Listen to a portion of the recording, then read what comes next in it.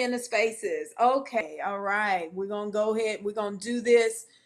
We are definitely talking about No Kings protests that continue to go on. You can't hear me? Oh, okay. your thumbs down because of what's happening. Got you. We see what is happening in New York City. A full takeover is happening. We know No Kings has been funded by Soros, and Trump administration is very aware of that. We were playing earlier in the space before it was dropped. We were playing some of the audio from Stephen Miller, where he was breaking it down about what is happening right now in or throughout the nation, right? So I decided to go on YouTube and go live because we kept getting knocked out on X. So this is a live, even though I might have a space, we're just going to be talking about what is actually happening right now with the elections. We know that Madani has won New York City. We know he was funded by Soros.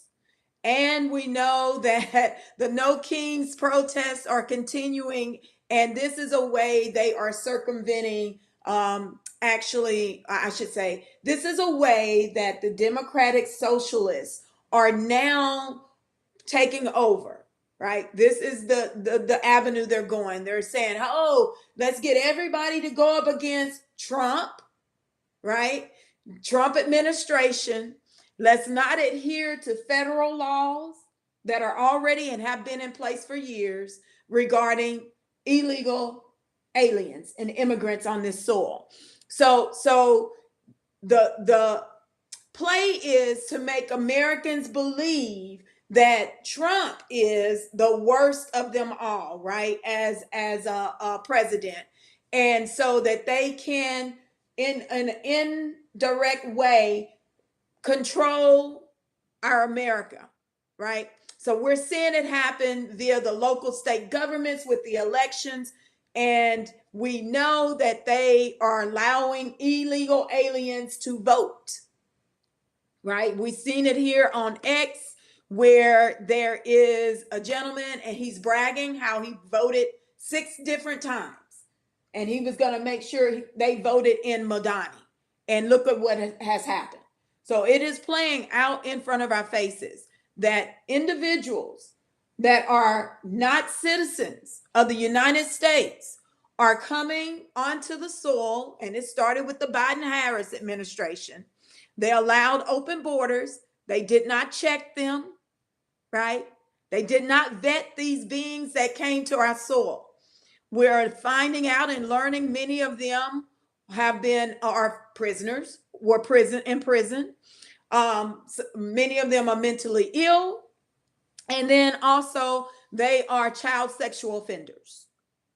And now we see the Democratic Party of Socialists is now going along or moving forward with their plan to make sure the illegal aliens stay on this soil. So for y'all, for those of you in the space, if you want to come up and speak, I will allow you to come and speak. Any of those that are on the live, come into the space, and I'll definitely allow you to speak and on your thoughts about what you're seeing play out here. It is disheartening to me to see that many of our own, the freedmen, are saying, hey, it's okay for immigrants to come here in this nation and I subjugate myself under them. They're bragging about it on X this morning. I'm like, are you really kidding me right now? Are you insane? Your ancestors have fought for this country. They fought for you. Our elders also, I will say, some of our elders have been in this fight ever since our kings and prophets were assassinated. And now you are saying, oh, it don't matter. It doesn't, none of that matters. Because you know what? I'm going to help the immigrants get in power over me and my land and subjugate myself so they can soon erase you. That's great. And you're fighting for that. Okay. We got to talk about it, you all. We got to really, really talk about the insanity of what is really happening on our soil right now. It's insane. I just cannot think that people, especially our freedmen, descendants of the formerly emancipated, here on this soil are supporting an immigrant takeover of our nation. Like, really? Okay, so you all know what I think about that.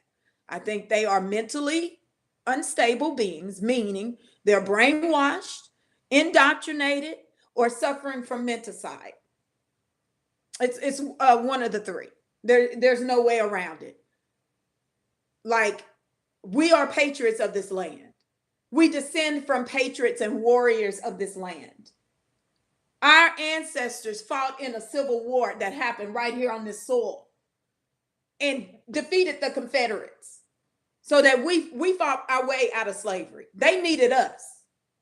And it's obvious that they need you right now to overcome or to overtake this country. It's obvious they need the Black Americans, the freedmen, to do what implement their plan, right?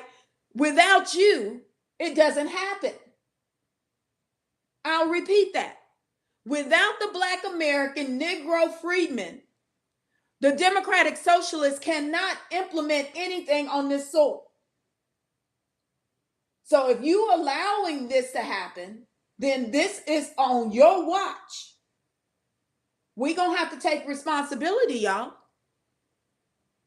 And right now, we have an opportunity to join the Trump administration and get some bounties out there, and you can make some money. So how many of us are willing to get out here right now and support one, the Trump administration, yes. Two, support us in sustaining America. How many of us are, and you get paid. We can literally right now start some businesses. I got a business already set up. Anybody? I'm ready to recruit and staff right now. Let's get some bounty hunters out there on the road. I'm ready. Anybody want to speak in the spaces? Please raise your hand and come on up, because this is crazy and what we're seeing and what Madani winning in New York. And he didn't say anything about Black Americans in that speech. Did y'all hear him speak anything about Black Americans in that speech? Because all I heard was about immigrants. He called out Sinhalese. He called out Yemen. But I didn't hear nothing about Black American Negro freedmen. So we really got to talk about what are we doing and why we are allowing ourselves to be subjugated via immigrants in our country, in our homeland. To me, that's wild. It's crazy that we're allowing this to happen on our soil, via immigrants in our country, in our homeland. So with that, I'm going to go back to anybody want to come up and discuss anything about what you're seeing and how you think and what you feel about it. I do want us to be able to express ourselves, right? With that, I'm gonna go hold on, let me see. I got a space. I'm testing out and making sure that you all can hear me. So hold on, let me see. I gotta say. All right. So anyone want to come up? Because I'm gonna go over some things. I know Trump is supposed to be holding oh, I was disconnected. I know Trump is supposed to be holding. Okay, here I'm back, y'all. Can y'all hear me? I know Trump is supposed to be holding a press conference. Dang, I think I lost my people. Okay, they're coming back in the space. I lost some people in the space. But I want us to really think about how we are to move in this situation right now. Because there are a lot of things happening on our soil, and it's not going to get any better. So if people think they can set it out and not fight this, I don't think that's what you can do at this point in time. You're going to be involved no matter how much you want to not be involved, because we have an invasion on our soil at this present point in time. So I do want to see if I can share my screen, and I want to go to what Stephen Miller, we were highlighting this earlier in our spaces, where Stephen Miller was speaking about the actual plan. And I think it's important for us to highlight how now our federal government is speaking on what was happening in, or what is happening right now, and how the Biden-Harris administration was implementing this socialism or socialist strategy and plan, along with, I'm gonna say, the globalists. So, okay, so okay, my space, it's not gonna happen. So I keep getting booted out of my space, but at least my live is going. Okay, at least the live is going. So for those of you that were in my space and it keeps booting me out, please join the live. And it says no kings is immigrant hijacking Trump paying bounty hunters. But we're going to get to one of the things I want to get to is Stephen Miller. We were playing it in our space earlier, how Stephen Miller was breaking it down for everyone to understand how the plan is being implemented. And now that he's in government, he is able to really communicate and express to the American people exactly what is going on and what is happening. And of course, it's by design via the immigrants that are a part of the Democratic Party. So let me see. I'm going to attempt to share my screen on this live. Oh yeah. Okay. Let's see if I can share my screen on this live. And you all see what I'm talking about. Now, we're going to go back and we're going to play this.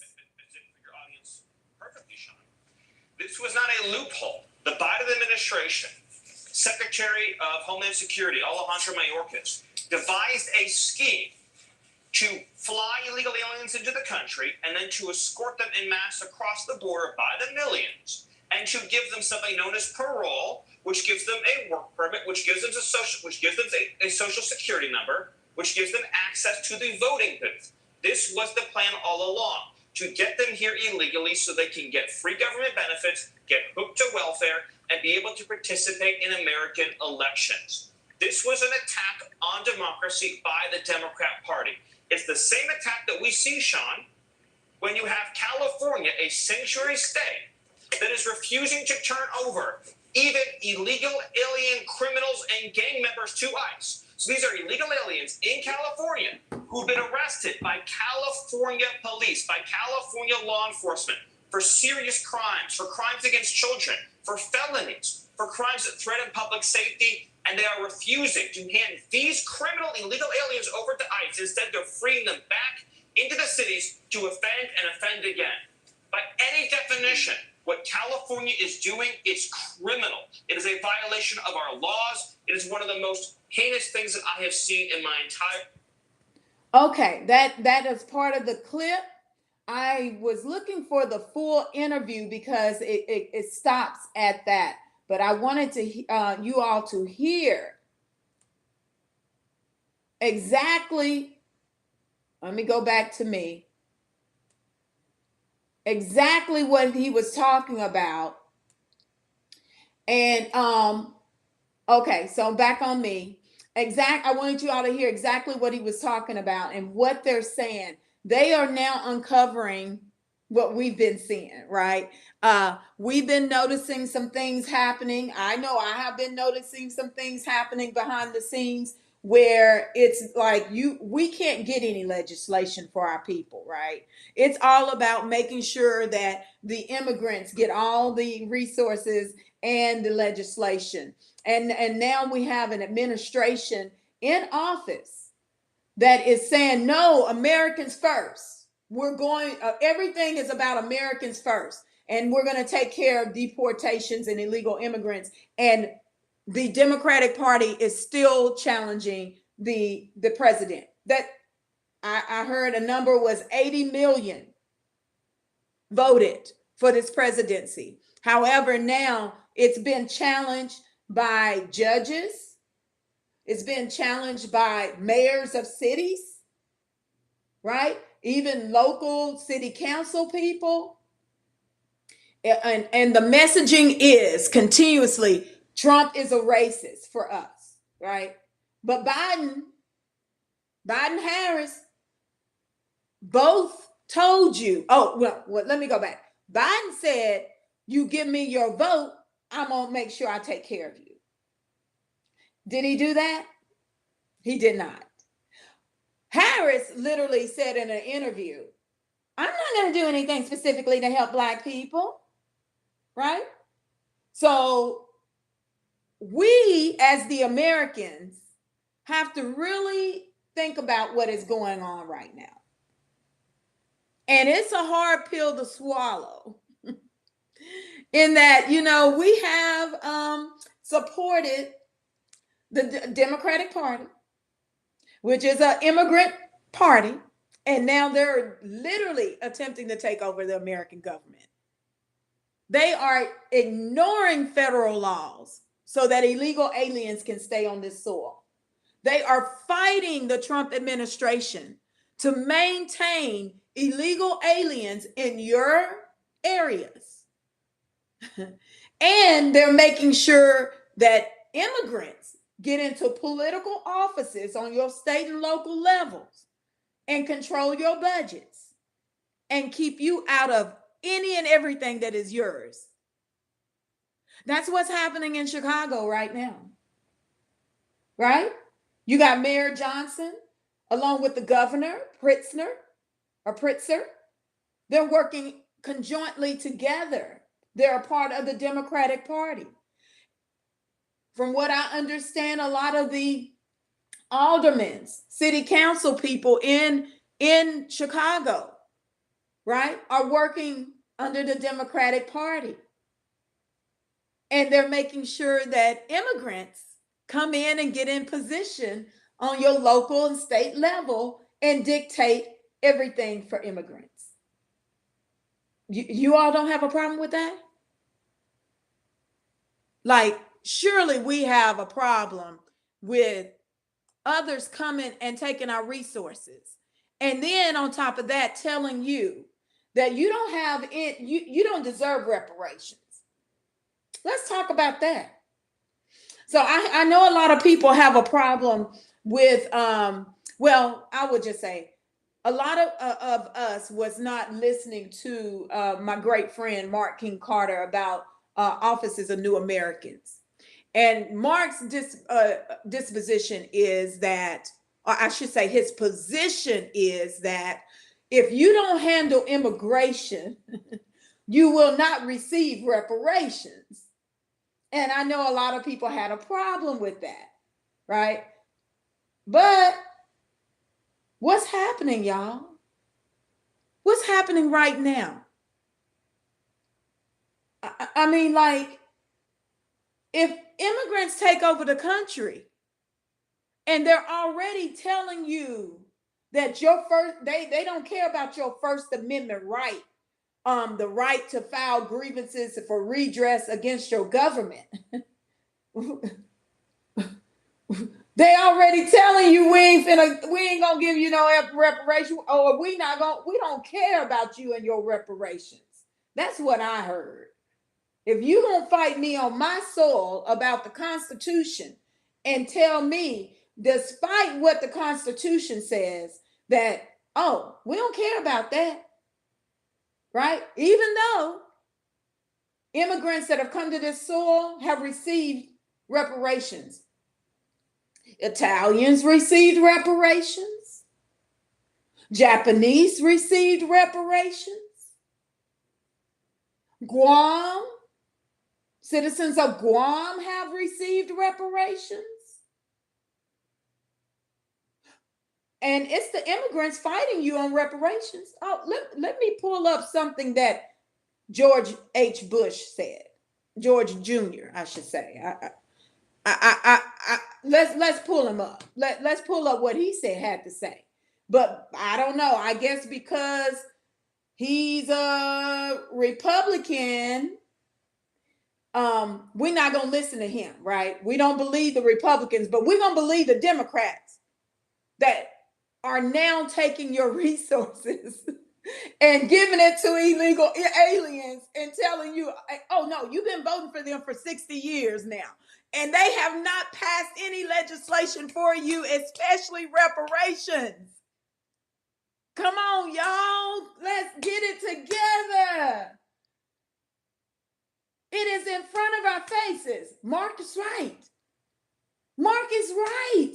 You got to handle immigration before you even talk about reparations anymore. Look at what we're doing right now. We're having to fend off immigrants. Is that not immigration? They on your soil, attempting to oppress you, immigrant supremacy, tell you what the Constitution said. We ain't going to go about it. We don't care. They also telling you we don't care about your federal laws. We getting in position and we're going to do what we want to do. We don't care what you think or say as Americans. Come on, y'all. Okay, Pink Goddess. Pink Goddess said, I don't think our people understand what is going on. Hey, how you doing, lady? Okay, how are we to get the message to our people so they understand, Pink Goddess? What messaging needs to go out to our people so that they understand that all of this that is happening right now is a ploy to take over America? Like, let's talk about it. How are we to get our people right now to understand? Because I will tell you, this morning, I'm going to share my screen, y'all. I'm going to share my screen again. Let's see. I know on YouTube it's been difficult for me to share my screen, but I'm going to attempt to share my screen on both these platforms and show you what this individual who sits in our spaces, turn off the TV and do their own research. Okay, so Pink Goddess over here on YouTube is saying that we need to tell our people to turn off the TV, which it is a tool that has been used to indoctrinate our people. You're right on that. And do their own research. And I don't know where Coach is, but Coach used to say, I used to parrot talk. I love that he expressed that. Parrot talking. You're taking the points off the TV and you're going back and talking or using those as your talking points, and they're all lies. Right? You think you're having a real conversation, but really it's just scratching the surface and not the truth. Yes, I get you, Pink Goddess. That's a good point. That is a good point. We do need to turn off the TV and actually have our people do real research about what is happening. And then they should be able to connect the dots. Right. So some of us that have been working to implement policy for our people, we know, because of our experiences with engaging with some of these Democratic politicians and representatives, how they have treated us, right? We know that we will do everything and go about the steps to get them to support us for legislation, and they literally will make an excuse and drop the ball. But then all of a sudden they passing legislation and bills for everybody else but us.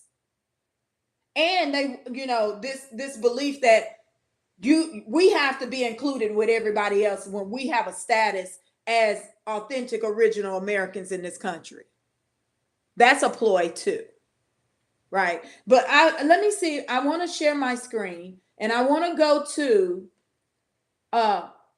what this one gentleman said this morning. I'm gonna share it. I'm gonna go to my profile, you all, so you all can see the engagement I had this morning with a gentleman that is literally in our spaces continuously. And he literally said that very arrogantly, it's all about the immigrants. I'm teaming up with the immigrants. He literally picked the side of the immigrants. Oh, wait a minute. He erased his post. Let me go back. Let me find it, because I like to take snapshots. Just the fact that, here's another one. I called her out. But let me find out what she actually said. If y'all can see that. She is an AKA. Look at that. Y'all can see my screen. Let me see if I can get it over here on my YouTube channel. They were out front and center this morning, letting me know when they voted for Mandani. They had no hesitations. It was all good to vote for Madani. That's what they were saying to me. Let me find exactly what this young lady said over here so you all can see what I'm talking about. Let me go to the actual post. And okay, so let me pull this up. Cause I was like, are y'all really serious right now? Y'all don't understand what's happening? And these are people in New York City. Okay. So on the live here, I don't know if y'all can see what I got going on right over here. So hold on, I got all these devices. But okay. So here they are bragging in this post about voting for Madani. I said to the guy that originally posted, he says, after all was said and done, Zoran's best racial group ended up being Black voters. Well, we know how many of the immigrants, right, Caribbeans and the Africans cosplay as us, right? So I literally said, oh, maybe those are Caribbeans, right? Those can't be us. But I was wrong. I was wrong. Let me find it. They came in and literally made sure that I knew that they were Black Americans. Let me find it over here on my other. They are Black Americans. And look at Bree, B-R-Y. Look what she says. She says, I voted for him, right?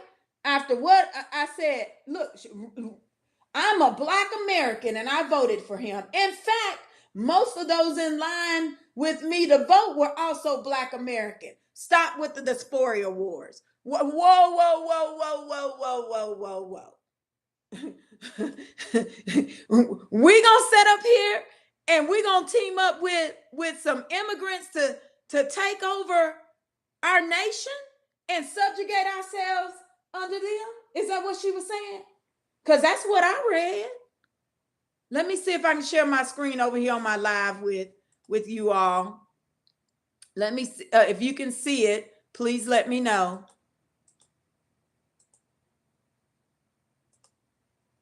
And I'm gonna go to this particular.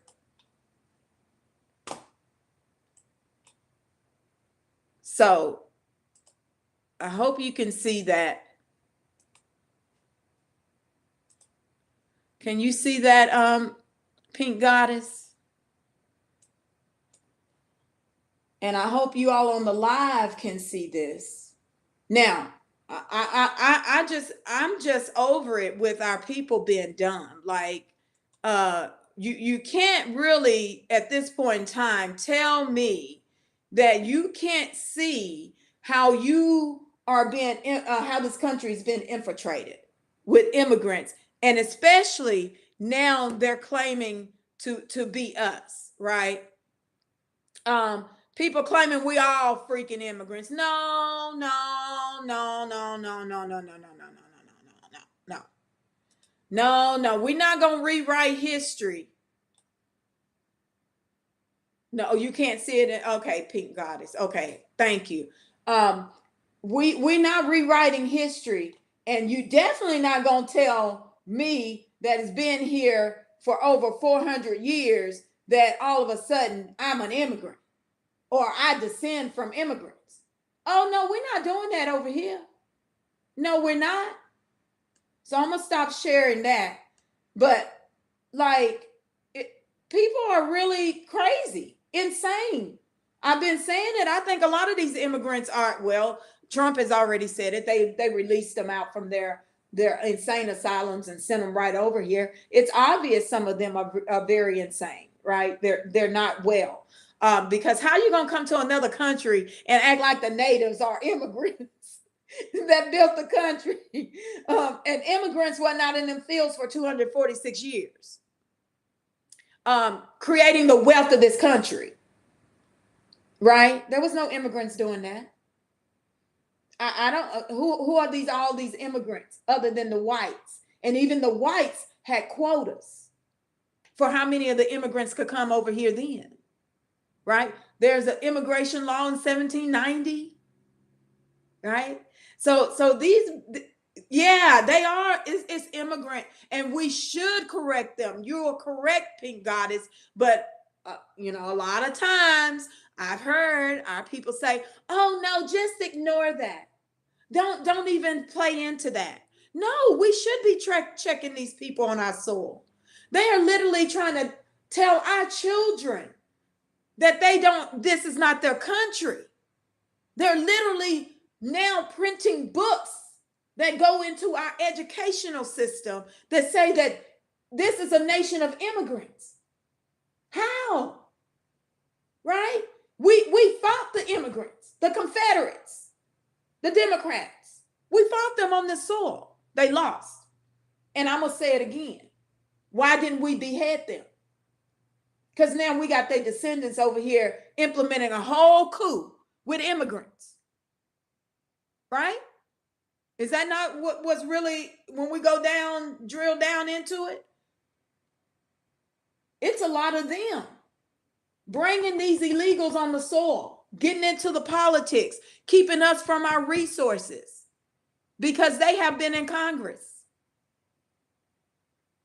So, even though Trump is an immigrant himself, Trump is about Americans. He knows where how he was able to butter his biscuits in this country because of it being a capitalistic country. Right? He knows where he got his money from. He couldn't have gotten it, become as successful if his family stayed where, I think they say, Germany. He's part German, Scottish, whatever. They say they mixed up. But we know he understands that he wouldn't have been able to make the money that he is making and has made if he lived in Germany. He had to come to America. And that's what they all know. This country is a gold mine. And why are we up here sitting back and allowing others to take our resources and take our capital and then tell us we got to get up under them? I don't think so. No, it's not happening over here. So what we going to do, y'all? We can now make sure we become bounty hunters. I like that. Are y'all willing? Our black men, are y'all willing to become bounty hunters? Because you can go make some money off the federal government being a bounty hunter. Let me find out. Hold on. Let me do a little bit more research while we're right here. Let me find out what it takes for us to become the bounty hunters, y'all. All these black men out here need jobs. Hey, between ICE, you can get $50,000 off the top with ICE, right? Now you can also become a bounty hunter on the United States government's time. Y'all remember now the Buffalo Soldiers. What did they do? What did the Buffalo Soldiers do? They were literally bounty hunters, were they not? Let me pull it up. Let me see Trump administration, what they say about bounty hunters. And we're going to figure out how we can now make sure that we out there getting that money and becoming bounty hunters. Because ain't nothing wrong with it. Let's get these people off our soil. As we know, most of them are illegal. And they are stealing elections. Are they not? Do you not now? Okay, I know people didn't believe it in the beginning. They didn't believe it in the beginning, but Trump has been telling you they stealing elections. And what are they doing right before our eyes right now? They're stealing elections. Mamdani should not be the mayor of New York City. And I guarantee you, we're going to find out that illegals voted in this mayoral election. Ain't no doubt in our minds. They were already bragging about it. Let's see if I can find the commentary on Trump and bounty hunters. I want to show that because he did announce that not too long ago. Oh, okay, here it is. ICE is considering paying private bounty hunters for locating and verifying the whereabouts of immigrants, illegal aliens, we should say. So I want an actual news story so that we can actually read over a news story of what he's attempting to do. So hold on, let me see if I can find a news story.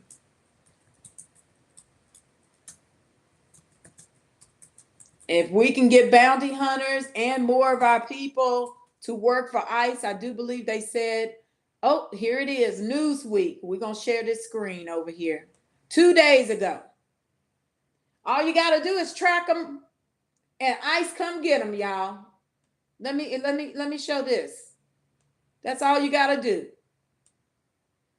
I'm going to share my screen for those of you that are on the live on X.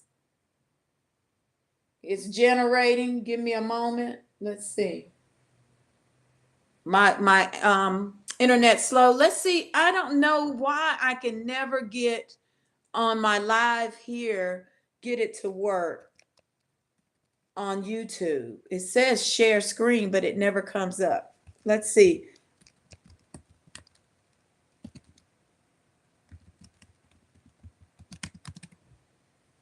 ICE considering paying bounty hunters. Okay, let's see if we can share this. Miss Pink Goddess. And let's see, select window or screen.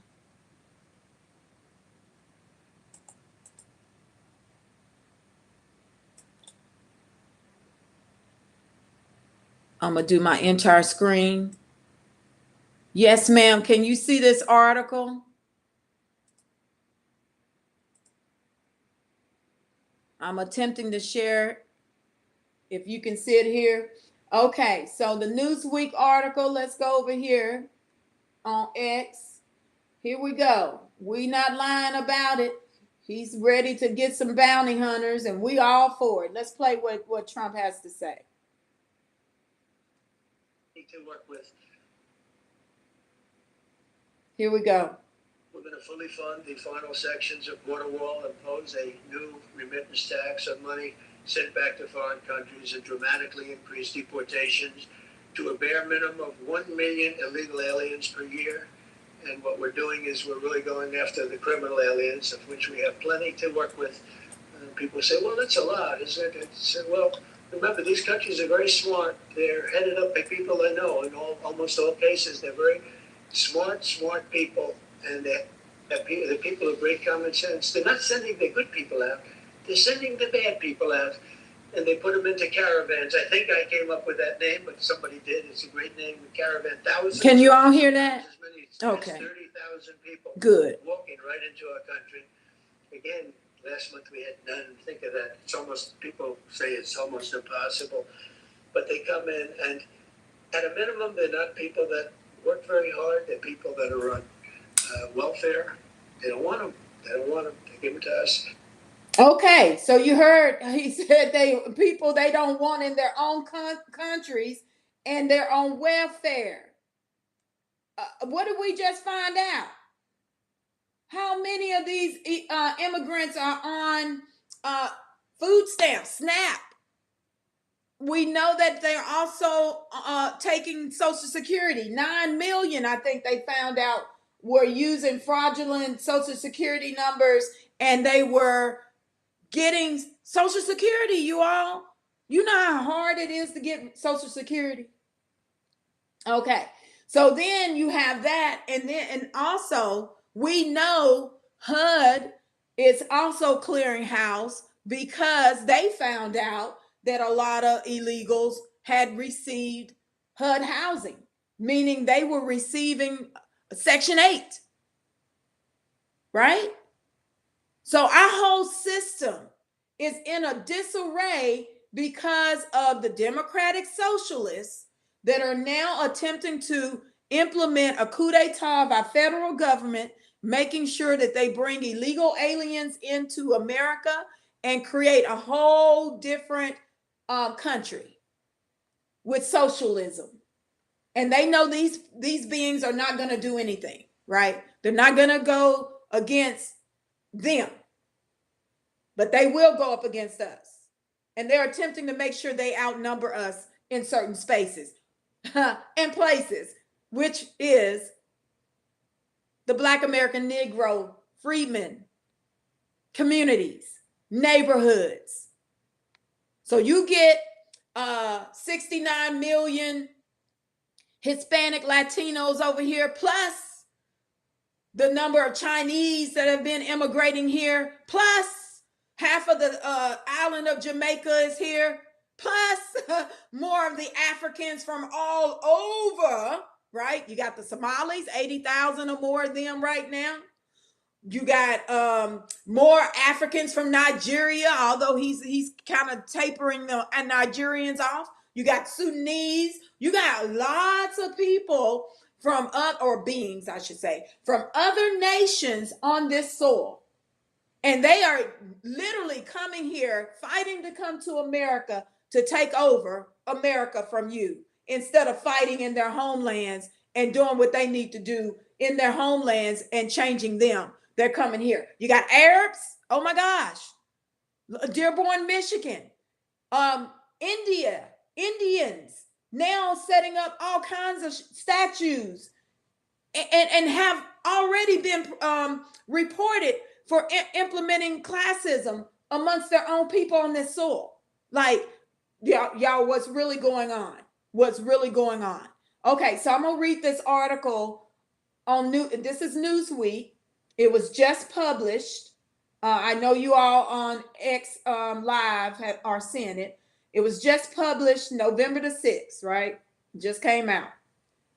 Immigration and Customs Enforcement, ICE, is reportedly exploring a plan to contract private bounty hunters and to offer financial incentives for locating and verifying the whereabouts of, we know they're using the term migrants, but we know they're illegal aliens. This is a play that we can also teach our people how they use this terminology to make you to make you think and feel that this is, oh, we got to help them. They're just migrating from another place.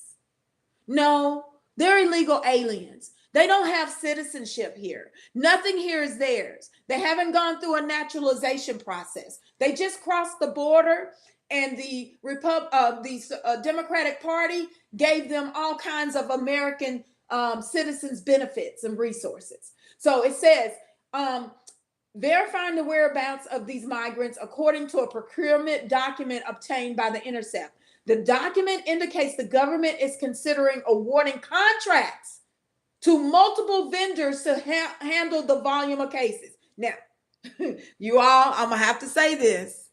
We said, y'all, come on, get your business together. Because you know what? Let's go after them federal contracts. You can also go after your local and state contracts, right?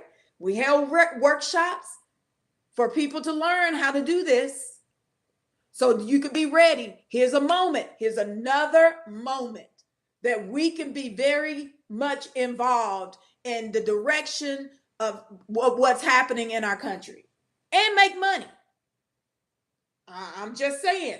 I don't know what the requirements of a bounty hunter is, but let's find out. We'll find out. We'll dig, we'll research so people will understand how you can become a bounty hunter. And I already have some businesses. So y'all need a business and you need to be employed. I got you.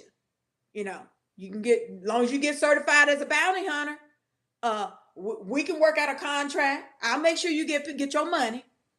I'll make sure you get your money. I'll get a little fee. That's it. Okay? I'm putting it out there. I want y'all to know. I'm putting it out there. I'll help you. You want to do this? I'm here. You pay me a little fee, you get your paycheck. All right? Okay. So it says monetary bonuses or fee adjustments based on the vendor's success rate in verifying alien addresses and delivering documents. Woohoo! Yeah, I like this. I like this because, you know, we can research. If we can research online to find out how to dox our people, I'm pretty sure we can be bounty hunters and locate illegal aliens in our communities. Because we already know Chicago, they gonna make a killing as bounty hunters, right? We already know they can make a killing. So let me stop sharing of this article. I just want y'all to know it is true. It is real. You can, at this point in time, begin to contract with the federal government as a bounty hunter. And I will say, I'm gonna put my plug out there. I'm already registered with the federal government for contracts, right? So again, you want to get employed? Let's look and find out how you can become a bounty hunter. And I'll take a fee. We can do a contract. It's all good. We need to be up in there as the bounty hunters. So, what are the qualifications for a bounty hunter?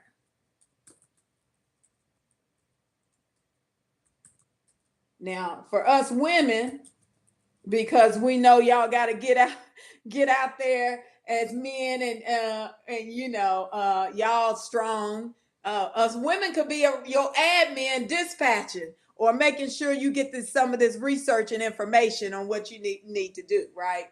So we here for you. Come on now. We can work together. This is for us. So what are the qualifications for a bounty hunter? Again, my internet is so slow right now. Okay, here it is, y'all. Qualifications for bounty hunters vary by state, but generally include being of legal age, passing a background check, and completing a state-mandated training or obtaining a license. So, okay, so of course they do the citizenship test, right? You have to be at least 18 years old and a background check.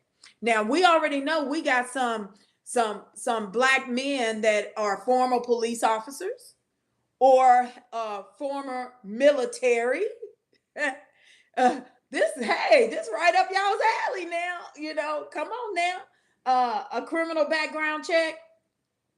Some of us know that you can still, even if you have a criminal background, you can get your record sealed. Right? And that still would not hinder you from becoming a bounty hunter.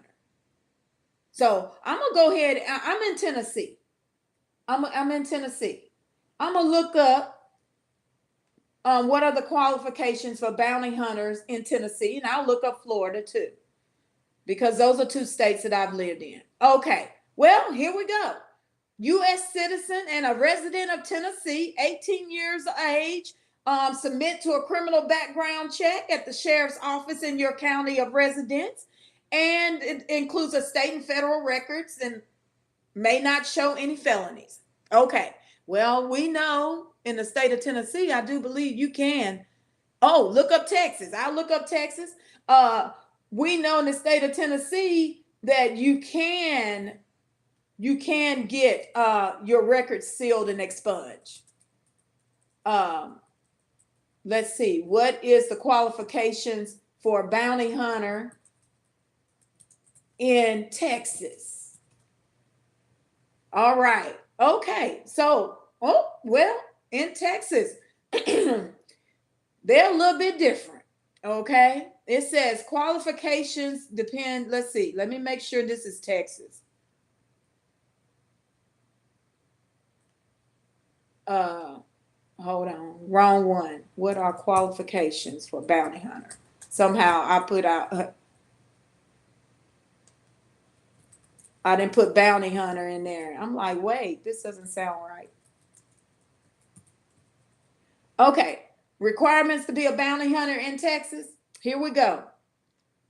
You must obtain a private investigator's license from the Texas Department, I take it DPS, Department of Public Safety. You complete a training course covering topics like fugitive apprehension, legal considerations, and firearms. Pass a comprehensive background investigation that is conducted by DPS. You must carry liability insurance and adherence to Texas law, which prohibits impersonating a peace officer and entering a resident without permission. And you have to be 21 years of age and no felony convictions. So in the state of Texas, I wonder if you can do expunging your records or sealing your records where that will not affect you. So it gives you the basic steps. You be 21 years of age, clean criminal record, enroll in and complete a state-approved bounty hunter or bail enforcement training course. So that's a little cost. Pass the exam, and then you submit the application to Texas DPS and secure your required liability insurance. And once your application is approved, all requirements are met, you will be a licensed bounty hunter. So we can get started on that right now. Hey, you can go the ICE route as well, right? ICE is paying. ICE will pay you $50,000 bonus. So that's an option as well if you don't want to become a bounty hunter. Let me look up one more. I'm going to look up what's going on in Florida. Let's round them up in Florida. I'm all for this. Let's go. Now, I know people have wanted Trump to go ahead and declare martial law. That's another direction that this Trump administration can take, and we can make sure we get these immigrants, or excuse me, illegal aliens off the soil, and then prosecute the immigrants. I didn't make myself clear. We need to make sure we get the illegal aliens off the soil and prosecute the immigrants that have implemented what is happening in this country right now. So to work as a bounty hunter in the state of Florida, you must first obtain a Florida bail agent limited surety license by completing a 120-hour pre-licensure course, passing the state licensing exam, and meeting eligibility requirements like having a high school diploma and a clean criminal record. So here we go. You can be 18 years of age, have a high school diploma, have a clean criminal record, and then pass their licensure exam. which is a 120-hour course, right? So 120-hour course. If you're doing this over a period of time, it could take 3 months if you want to break it out that way, if you're working and doing other things. But if you're not working, you can do 8 hours a day and get it done within a month. I'm just saying. Let's put it out there. You will have to be physically fit, able to handle high stress situations, and comfortable with potentially dangerous scenarios. And you will receive training in areas like fugitive recovery techniques, surveillance, legal considerations, firearms, and self-defense. So, and if you plan to be self-employed, you will need business management and accounting skills. I'll put it out there again. I got you covered on the business now. I can employ you. I can employ you in the state of Texas. I can employ you in the state of Florida. I can employ you in the state of Tennessee. I got you on that. We can do a contract, and I will get a fee, and I will also help. That's all I'm saying, y'all. I'm here for you. I'm here for it. Let's do it. Yeah, it says nothing, Brooke, about drug tests, but I'm pretty sure because it's a federal job that they will require a drug test. They will require a drug test. So don't be shocked if because a lot of if you're contracting with the federal government, they will require drug tests. It's just a standard protocol. Oh, girl, come on. Hey, let's get it going. I'm about to go out here and see if I can recruit some bounty hunters because, hey, I got plenty of nieces. Well, I'll say nephews, cousins, right? That we can get this popping, right? And anybody else that don't have a business, since in the state of Florida, they require you to have these certain extra courses. I'm right here for you. Hey, I got an MBA. We got it. We taken care of. So, you all. So now we're gonna go back to. So when people say, "Oh, he's not offering that," yes, he is, right? And you can get in position right now to help your federal government remove all of these illegal aliens from the soil. They're now asking you for your help. We can become bounty hunters and support our federal government with removing these illegal aliens off the soil. And then along with that, if you don't want to become a bounty hunter, please apply to ICE. They said they've received 175,000 applicants, but they're going to need more, right? If they're asking for us to become bounty hunters, they're increasing the pool, right? So, hey, you can do bounty hunter or you can do ICE enforcement. We got you. That's business. You can still be working on behalf of the federal government, receiving resources that are ours, and then also having benefits for your family, right? Making good money. You can make real good money with the federal government right now. Contracting. Hey, we said it. We were attempting to prepare everyone for this moment. And here we got, hey, y'all, it's just momentum building. We can continue right now. We can continue to build. Yes, it is, Pink Goddess. That is great. And I know you have someone in your organization that teaches firearms. So that might be something that, you know what? Hey, another business opportunity, right? Where y'all can get and recruit certain individuals because they're going to require these courses. So I'm just saying, again, we got opportunity, you all, to not only make money, but also remove these beings off our soil. So the opportunities are here. Now, I know Trump is having a press conference. I wanted to share. Let's see if I can share it here because it is another live that he's doing right now. It hasn't begun. They said it will begin shortly, unless I'm missing it. Yes,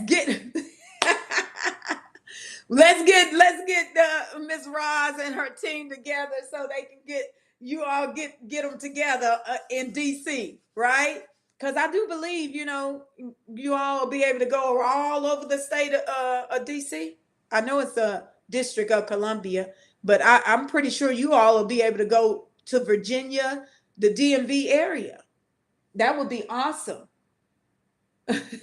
So let's do it, you all. Let's see. I have a domestic terrorist in my live feed. He likes to come to my live feed and and talk crazy. So I'm gonna make sure that he's removed from my live feed.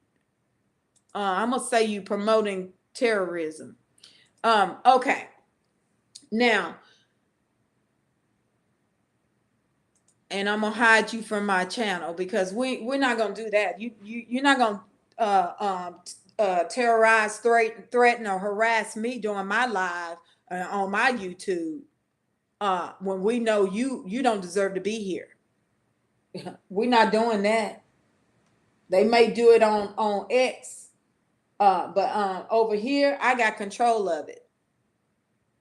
So, okay, so Trump is supposed to deliver some remarks, and I did want to hear what he had to say, but he hasn't started yet. And I do believe it was supposed to start at 1 o'clock. So he's actually running behind schedule. I'm gonna have to say Trump does run behind schedule quite often. So he on CPT time, I think most times. I ain't even gonna hold him. But anyway, so back to what we can do in this moment and what's happening. We have a great deal of individuals that are falling for the okey doke, the whoop the wop, whatever, with the Democratic Party and ushering in socialism into the United States. And we definitely, you all have to fight this. I know a lot of our people don't want to have to fight. We want to lay it on others to do it and act like it's not a big deal, but it is happening. It is happening in our lifetime. We are here in the moment where there is a concerted effort to take over America and make it a socialist country. And it's all been done by the Democratic Party. And it's been the party that, unfortunately, we have been supporting for the last 60 years. And in doing that, they have not done anything for us. And here we are. They now want to make sure that our voting power is removed and is given over to illegal aliens and immigrants. They are making sure that they are weaponizing our 14th Amendment against us to help facilitate illegal aliens coming here and giving our birthrights to their children, right? And we have a sitting president that understands what is at play. We have a sitting president right now that is saying, you know what? I'm challenging the 14th Amendment because I'm challenging the interpretation of the 14th Amendment because there's no way two illegal aliens that just come here on a 30-day visa can have a baby on this soil and that child be a citizen. How can you birth a child on this soil and it's a citizen and its parents are not citizens? That doesn't add up, you all. That's how insane or illogical. I'll say that's how illogical that is. And that has never been the case in America. It has never been the case in America. Even, what's his name? Ronald Reagan gave the illegal aliens amnesty. And hence the reason why Barack Obama had to create DACA for these children that were on the soil that had parents that were illegal aliens. Now, how do we get to this in 2025 that all of a sudden the 14th Amendment is for illegals to come here and birth children and circumvent our naturalization laws? It doesn't make any sense. And if we are willing to give up what is ours to them, you will not have anything in this country. Because we already see how they're moving. They are not attempting to work with us in any way, shape, form, or fashion. They're here to make it appear as if they're working with you and they care about you. But we already know they don't, because they're right now in Congress. And what have they done for you? Biden is an immigrant, Irish immigrant. And even his family came over and had slaves on this soil. And he talked crazy about us for the 40 years he was in office, in politics, as a representative of Delaware. What makes us think that now he cares about us in some way? He put everybody around him, most of the people around him in office were immigrants. Right? They were immigrants. And then, oh, wait a minute. Y'all know I gotta play that NAACP meeting video. Let me find that. Ooh-wee. I gotta make that a part of this. Let me find that video.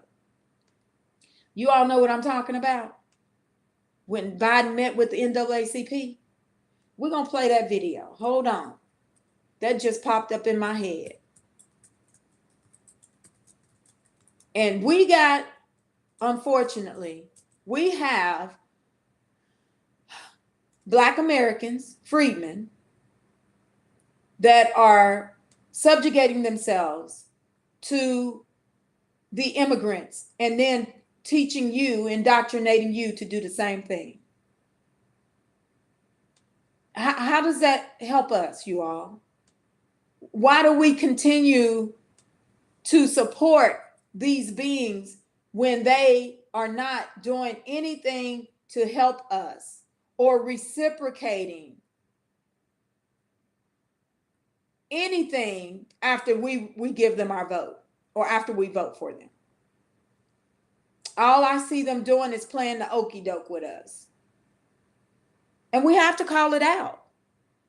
We have to express it. We have to let our people know what is at stake for us right now. And it's not that we want to, how should I state it? It's not that we don't believe in humanity, but we have to believe in self-preservation for ourselves in our country, right? And that's still humanity for us, because that's been the issue, right? Everybody can overlook our humanity. But when it comes to them, right? They want to make sure they use your plight. They want to make sure that you understand, oh, you're separating families. Well, wait, hold up. That's been the game with us from slavery, right? Separate them and their families. But now we're supposed to have some kind of sympathy and empathy for those that come here willingly. And then they are also helping to facilitate human trafficking of their own. Come on now. You telling me a woman that comes from China to come here to have a baby and a part of birth and tourism is not participating in human trafficking of her own child? Fraud. That's what I see. So you know, I have a problem with us being so, I get being having morals, right? But how about it has to be reciprocated? We can't always be the high moral authority and then everybody else can ignore or we ignore them not being on the same moral or being moral authority as well, because that's what's happening. They're all cheating, but we're going we're playing by the game, right? We're playing by the rules while everybody else cheats, and then they want you to fight for them for cheating. That's what I see.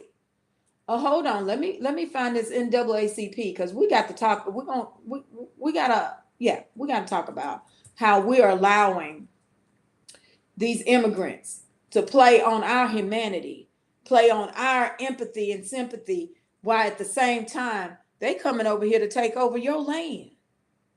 They got you fighting for them, not for yourself or your lineage or your children. You up here fighting for them. That's crazy. And then subjugating yourselves to immigrants that have no contributions to this country. They have no equity in this country. And gonna tell you that you cannot utilize your First Amendment right to file grievances of redress against your government. They gonna tell you you ain't getting no reparations. We already gave you reparations. We gave you welfare. Wait a minute. You came to America for a handout and welfare, because nothing here is yours. You didn't work for anything in this country. You haven't fought any wars. You haven't invented anything to advance this society into a first world nation. So why would I listen to an immigrant talk to me about what it is I can't have and what I can't have in my country? This is baffles me. Okay, let me find NAACP. I keep talking, but I want us to literally listen to Biden talk to the NAACP and how disrespectful he was, and they sat there and took it. And this was all about immigration. You know, this is something that we should make sure the Trump administration understands, that he was already making sure this was in play. This is a part of the information that goes towards prosecuting these beings that are at this point in time implementing a coup of the United States government. Because it shows exactly what Stephen Miller was speaking about. This is a part of their plan. This is by design. Hold on. I hope they hadn't scrubbed it from the internet. Let's see. It was the Intercept again that oh, here we go. Okay, it was the Intercept again, that the news outlet that broke this and brought it forth. I want to start by thanking you all for your leadership and support. Okay, hold on. I'm going to share it. You all can hear it over here on the live. I know I can't share it on the live here and the Friedman channel, but you all said you can hear it. I'm going to share it here on X Spaces, or with my live on X. And I remember, let's see, I think it was I want to go to where he's speaking about this specifically, how we must get under these immigrants, the Latinos and Hispanics. Let's see, let me get to it.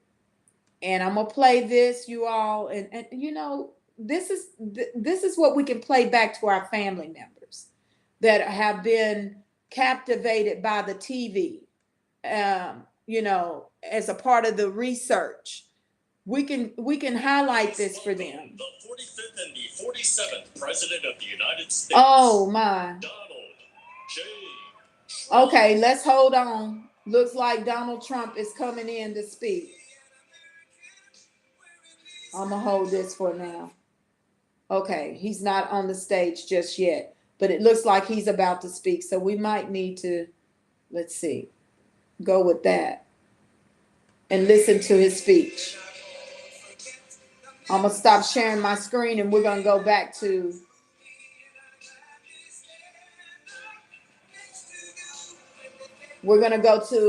President Trump and what he has to say. Let's see. Let's listen to his speech.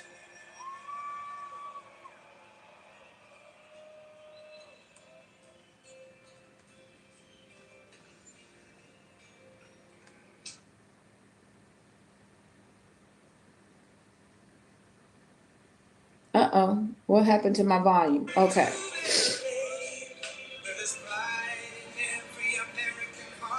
All right. So he's still on the stage, you all. They still playing his music.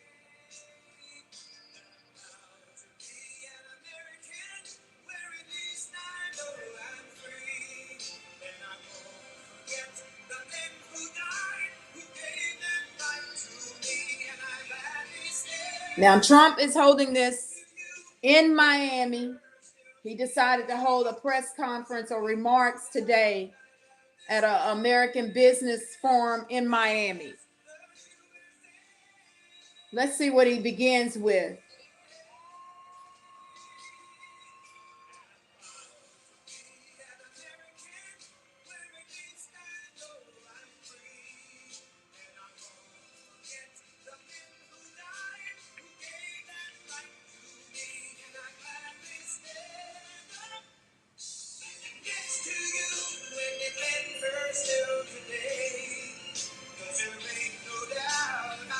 Can you all hear that?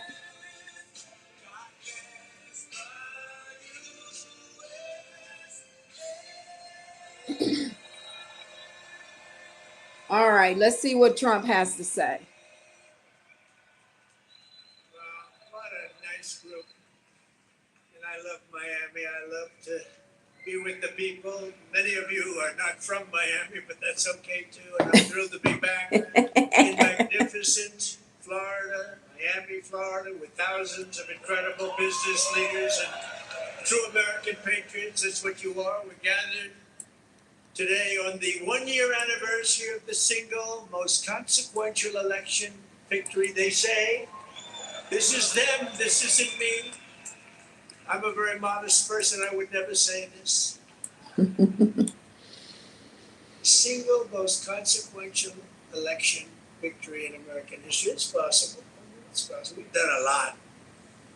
On November 5th, 2024, the American people reclaimed our government. We restored our sovereignty. We lost a little bit of sovereignty last night in New York, but we'll take care of it. Don't worry about it. Uh-oh. We rescued our economy, regained our liberty, and together we saved our country.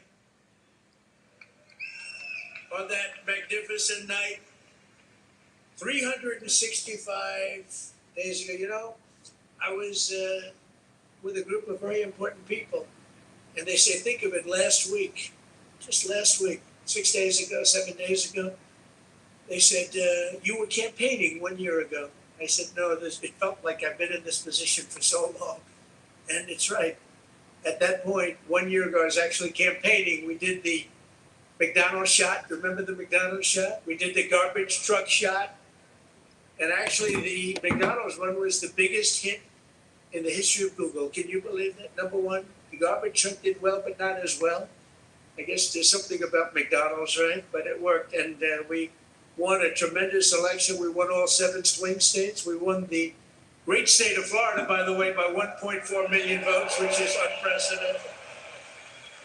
Biggest victory ever in Florida, including an 11-point victory right here in a place called Miami-Dade County. We won the popular vote for the first time of any Republican in many decades. We won the Electoral College 312 to 226. And we won 86% of the counties in America. That's a big one. 2,700 to 525. I'd say that's called a landslide, right? We got more votes from African Americans than any Republican candidate in history. All right, Trump, you flipping it again. We're black, freemen. Hispanic American community. There might be a couple of us. Biggest vote in history. And above all, we want a resounding mandate to make America great again, which is what we're doing. And every day since, I've been fighting to turn the promise made into the ultimate promise kept. We're going to do our job. We have a big job to do. We've done really well. I think it's the best 9 months, they say, of any president. And I really believe that if we can have a few more 9 months like this, you'd be very happy. You'd be very satisfied. But it's been pretty incredible, with trillions and trillions of dollars being poured back into our country by other countries and other places and people. 1 year ago, we were a dead country. Now we're a country that's considered the hottest country anywhere in the world. It's the hottest country. We are now in the hottest country anywhere in the world. And I'm pleased to report that today the United States has the strongest economy, the strongest borders, the strongest military, the strongest friendships, and the strongest spirit of any nation anywhere. We have the greatest economy right now. A lot of people don't see that. But if you look at what's happening with all the factories, AI, auto plants all over the country being built, that if you would have thought about that 2 or 3 years ago, you would have said it was the opposite. They're all leaving. Now they're all coming in. They're all coming back and then some. And I think that we can honestly say, and I think you're going to see it even more so over the next 12 months, that this is the golden age of America. This is the golden age. In the prior 4 years, crooked Joe Biden oversaw less than $1 trillion of new investment in the United States. So in 4 years, less than 1 trillion. That was not doing too good. In 9 months, I've secured commitments of over $18 trillion, and we're going to have 21 trillion within the first year. So Sleepy Joe did, think of that. In 4 years, he did less than $1 trillion. We're going to have 21 trillion in 1 year. I would say it's slightly better. Slightly, just a little bit better. The stock market has set 40-time all-time record highs, and just recently, record high, record high, record high. All of them, all of the different exchanges. GDP growth in the second quarter was an amazing, almost 4%. And as you know, they said, oh, it'll be 2% or 1%.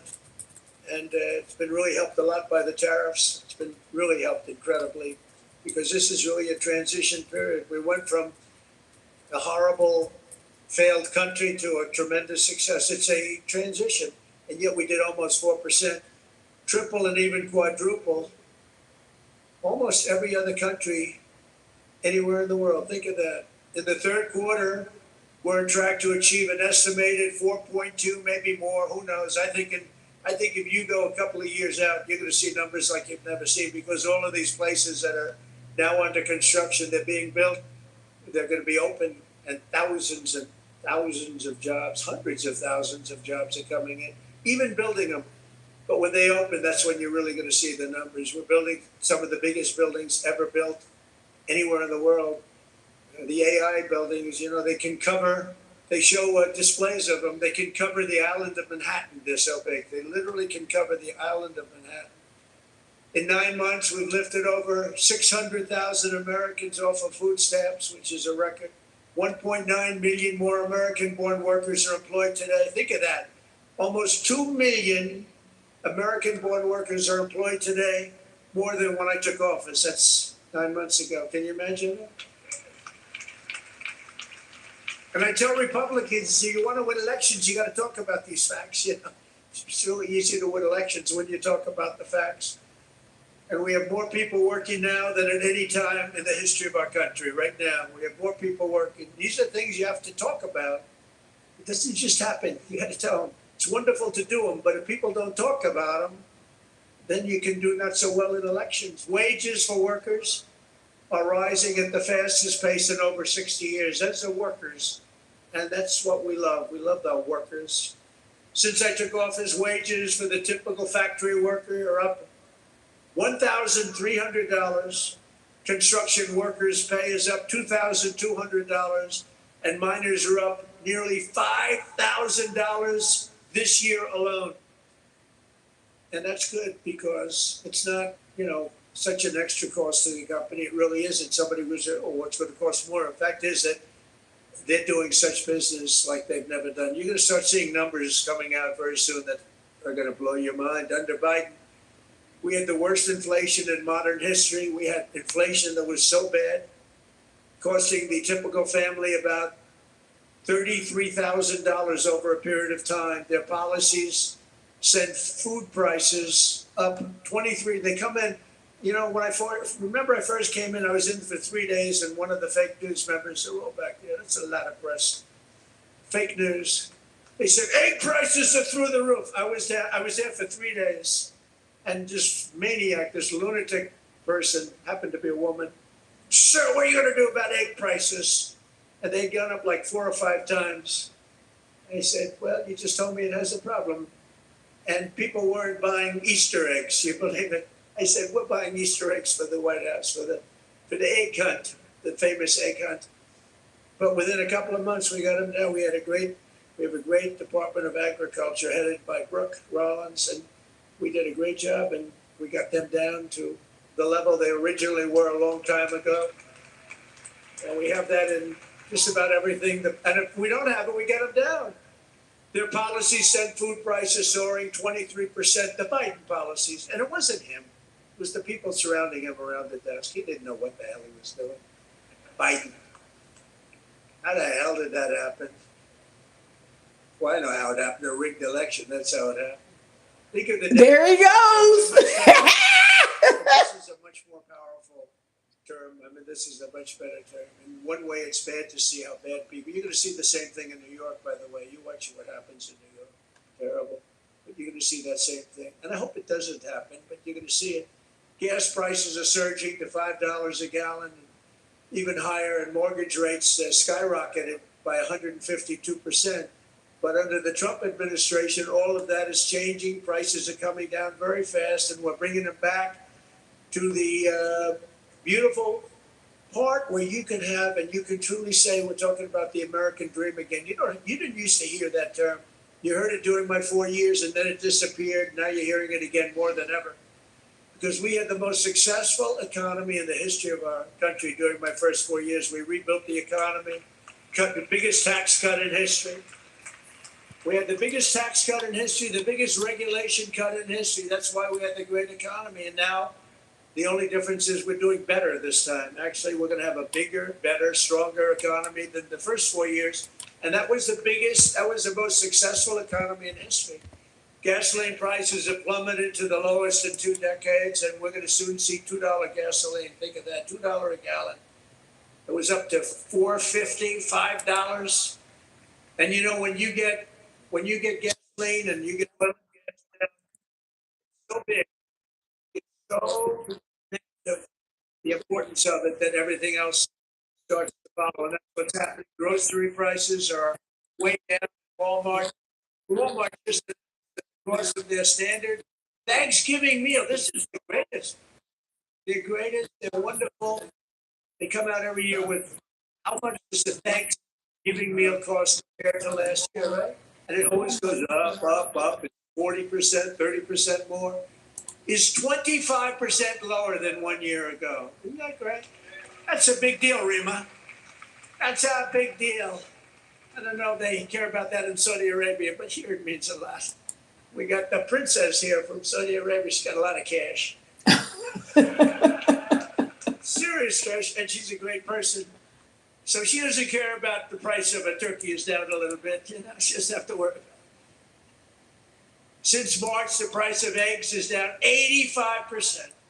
Energy prices are down. Interest rates are down, despite the fact that we have a total nincompoop at the Federal Reserve. It was recommended by one of my real great people, who I never spoke to again. And the cost of the typical new mortgage is down by nearly $3,000 a year. Day by day, we're making America affordable again. It's going to be affordable again at a really record pace. And, other people are going to take credit. All the mayors and all the governors, they're going to say what a great job. They didn't do a damn thing.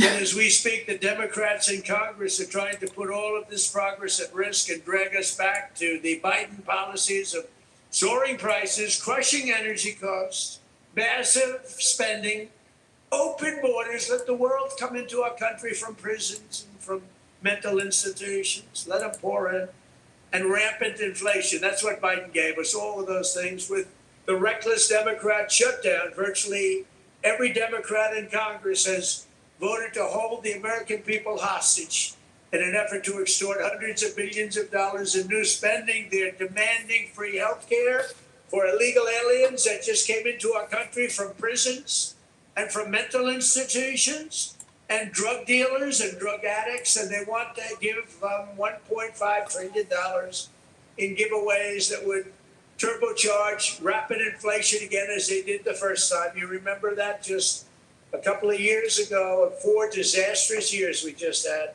They were the worst years. Meanwhile, the radical left Democrats are causing millions of Americans who depend on food stamps to go without benefits. They're forcing federal workers to go without paychecks, and they're stranding thousands of travelers at the airports. And you understand it, and they understand it. All because they want to return to the failed Biden policies that created, and also Obama policies. I watched him the other day up talking about Donald Trump is a mean person. I'm not a mean person. I just want to have a country that's great again. Is that okay? I'm not a mean person. He's a mean person. He's a divider. He's a divider. Obama, Barack Hussein Obama. And by the way, ask him how he's doing in his museum library.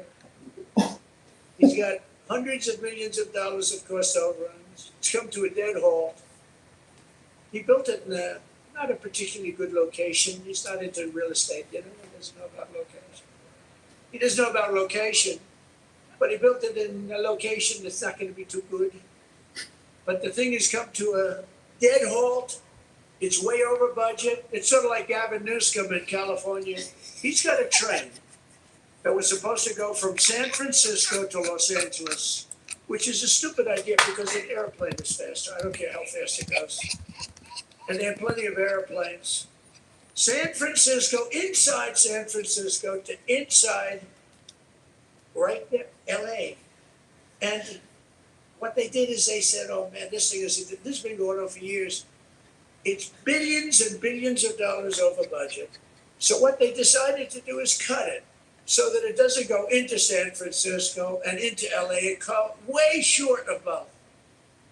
And then they cut it again and again and again. Pretty soon they're going to have like 2 miles of track. Billions and billions of dollars, totally incompetent.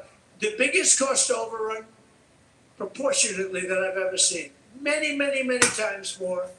And it's no longer the same. It was supposed to go into the city. Now it's way short, many miles short of the city. So they're going to drop you off and you can walk the rest of the way. Oh. That train is going to haunt him. You watch, because he doesn't have what it takes. Tell you that. Slimy guy. He's a slimy one. Maybe that should be his nickname. Slimy Newsom, right? But he doesn't have it. But you look at that train, it's going to cost him. Republicans have voted 14 times to fund the government.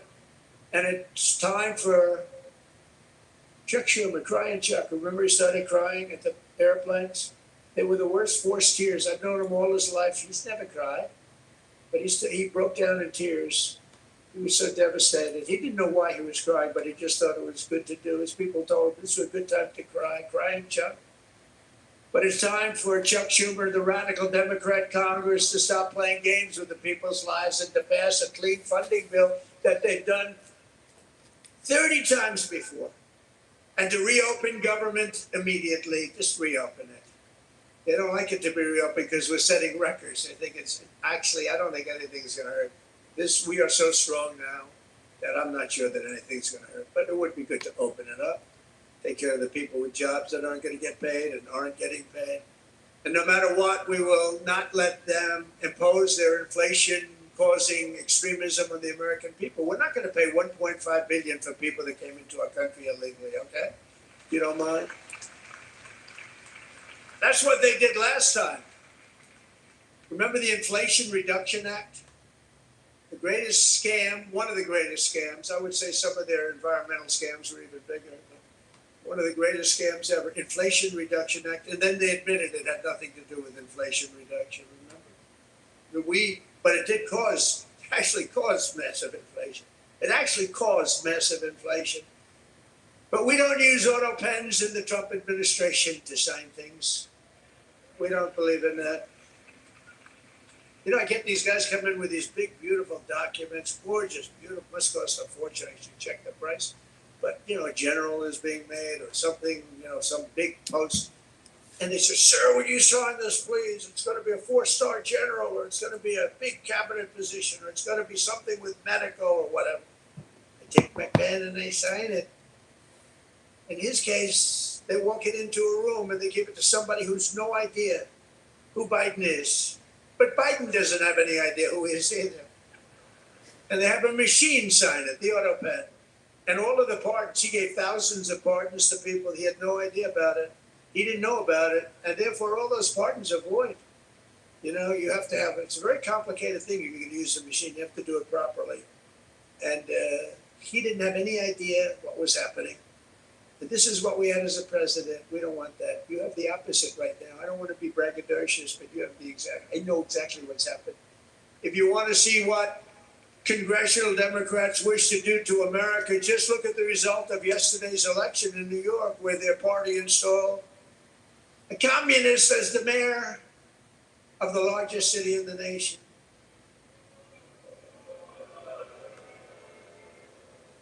Remember, I said, we will never have a socialist elected to any post in our country. I used to say that, and I was right. We skipped socialist and we put in a communist instead. That didn't work out too well. But as I've warned for many years, our opponents are hell-bent on turning America into a communist Cuba, a socialist Venezuela. You see what happened to those places. For generations, Miami has been a haven for those fleeing communist tyranny in South Africa. I mean, if you take a look at what's going on in parts of South Africa, look at South Africa, what's going on. Look at South America, what's going on. You know, I'm not going to, we have a G20 meeting in South Africa. South Africa shouldn't even be in the Gs anymore, because what's happened there is bad. I'm not going. I told them I'm not going. I'm not going to represent our country there. It shouldn't be there.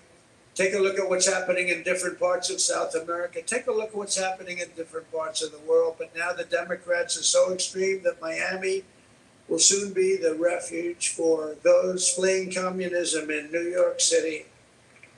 They flee. They flee. Where do you live? New York City, but I'm trying to leave because I don't want to live in a communist regime. I hope it works out for New York. I love New York. I love New York. When I left New York for the White House, it was good, except we had, you know, the telltale signs of trouble because we had a guy named de Blasio. Do you ever hear him as mayor? He goes down as probably the worst mayor in history. Then he went to Harvard to teach government. You believe it? They took de Blasio and they took that mayor from Chicago, the woman, the one that gets her hair done very expensively, right? Beautiful hair. She got beautiful, luxuriant hair. And they took her, and she's teaching at Harvard. They're teaching government. And then you hear about Harvard. We're trying to work a settlement with Harvard right now for about like a lot of money. I won't tell you what, but you'll be reading about it pretty soon. Because what they've done to Jewish people and what they've done to others is pretty bad, I'll tell you. It's pretty bad. Going to cost them a lot of money. After last night's results, the decision facing all Americans could not be more clear. We have a choice between communism and common sense. Does that make sense to you? Common sense. It's common sense or communism. And you know, you take a look back 1,000 years, it hasn't worked. If it worked, we'd be using it, I guess, but it hasn't worked. Our opponents are offering an economic nightmare. We're delivering an economic miracle. We have delivered in 9 months. This is an economic, the biggest investment of funds in a country in history by many times. That's good. They want higher spending for government and illegal aliens. We want bigger paychecks for American workers and American families, and that's what we're delivering. You see that? They stand for crime and chaos and corruption. We stand for law and order and justice.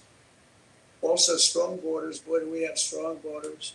They put America last. We put America first. We put America first. And as long as I'm in the White House, the United States is not going communist in any way, shape, or form. We'll stop it. We're going to stop it. Stop this nonsense. You know, I said they were voting last night. You can have a communist or a thug. Communist, and they took the communist, you know. It's pretty amazing. We could have done a little better in terms of candidates. From day one of my administration, I've been fighting every single day to turn around the catastrophe we inherited to make America the best place on the planet Earth to do business. And that's what it is. Right now, we're the #1 place. I'm getting plants approved in 2 weeks. It used to take 20 years before they got rejected. You'd have young people start off. Their whole business was getting a certain plant accepted. 22 years later, they're ready to retire and they haven't gotten it. And then they go to a vote. They get rejected after 22. They wasted a whole life looking for an acceptance. We do it in 2 weeks. We make sure it's good. We make sure it's great and proper, environmentally sound. It takes 2 weeks. My goal is to have the best tax rates, the lowest energy costs, the lowest regulatory burden, the most advanced technology, and the fairest trade deals anywhere in the world. You know, we're leading China. We're leading everybody by a lot in AI. And this was my idea, so I'm very proud of it. I said, build your own electric. People would come. We need more electric grid, sir. The electric grid's 200 years old. We need more electric grid. It's old.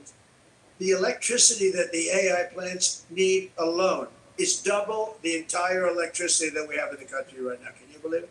So I had this idea. I said, we can't fix the old grid that much. We'll fix it up. We'll keep it going. Little Band-Aid here, little Band-Aid there. It's old. And I said, here's what we're going to do. We're going to let these geniuses build their own electric generation. So they are building their own electric utility plants. They become a utility, if you think about it.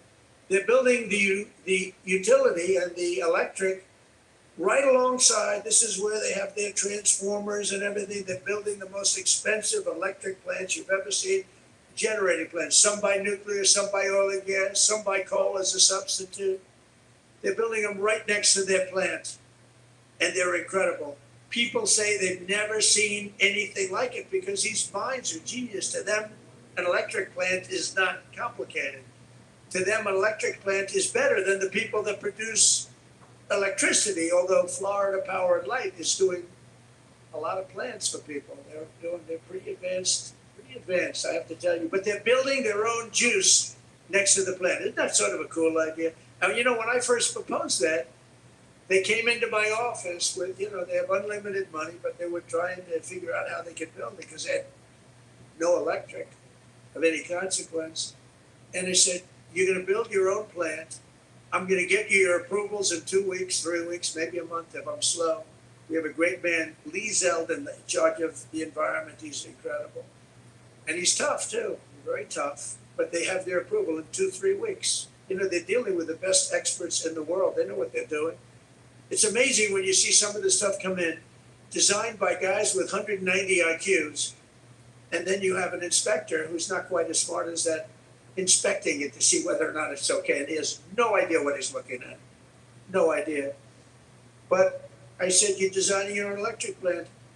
And they didn't believe it. They come in 2 weeks later, they say, the biggest problem is electric. I said, you can design your own plant. And we're going to have your approvals within 2 to 4 weeks. And they said, he's really serious. They thought I was kidding. It was so good, they couldn't believe it. They'd leave and they couldn't believe it. It took me 2 or 3 times to say it. Yeah, they're designing their own electric plants, and it's unbelievable. And then they're going to sell their excess electricity back into the grid. So we benefited that way too. In July, I proudly signed into law the largest tax cuts in American history. Now, that's the second time. I did it the first time, but these are even larger, the great, big, beautiful bill. And that includes no tax on tips, no tax on overtime, no tax on Social Security for our great seniors, no tax on Social Security. I wonder which is the most popular, but no tax on tips. You know, I was in Nevada, in my building in Las Vegas, and I had this beautiful young waitress come up to me. I never talk about beauty anymore because politically, if you mention somebody's beautiful, that's the end of your political career. So I don't mention that she was beautiful, but she was beautiful. And she came up and I said, "How you doing?" "Oh, sir, I'm not doing well. The government is horrible on tips." I said, "Really? How do they tax? They tax tips? They tax us and they go after us. I've never seen anything like it. It's made my life miserable. Sir, there should be no tax on tips." She said to me, "No tax on tips." I said, "Say it again." She said, "Sir, there should be no tax on tips." So we had a lot of the fake news waiting for me outside of the restaurant. So I went out and I said, "Ladies and gentlemen, I have an announcement to make. There will be no tax on tips." That's how it all started. And I won Nevada. Because, you know, in Nevada, every job is basically, you know, you're a waitress, working in a hotel. No, that's how it started. So it was amazing. We won Nevada easily, which is usually not a stronghold for Republicans, but it's become a stronghold. So I'm pausing it. We got a lot of what the president was saying, right? We heard a great deal of what he's doing, and how he's moving forward, and the bills he's passing, and how some of that has come into play for us right now. He just gave you no tax on Social Security for our elders and our seniors. No tax on tips if you're waitressing and bartending and things of that nature. But you notice that he spoke about communism, not socialism. He was speaking about communism. So I do want to define the differences between communism and socialism, and then we're gonna get to this video with Biden and the NAACP. I hear you, Pink Goddess. I was listening. I was letting him play and give the opening of his speech in Miami, and that is President Trump, and he's very much aware of what is happening in New York City. And what he expressed was it wasn't socialism. He's expressing it's communism. So to me, then, it appears that we got socialists and communists. We're fighting two of them. And then people would say we're fighting fascism on the Republican side, right? The MAGAs, the far right. So let's look at the differences between socialism and communism, because I do believe they have some of the similar same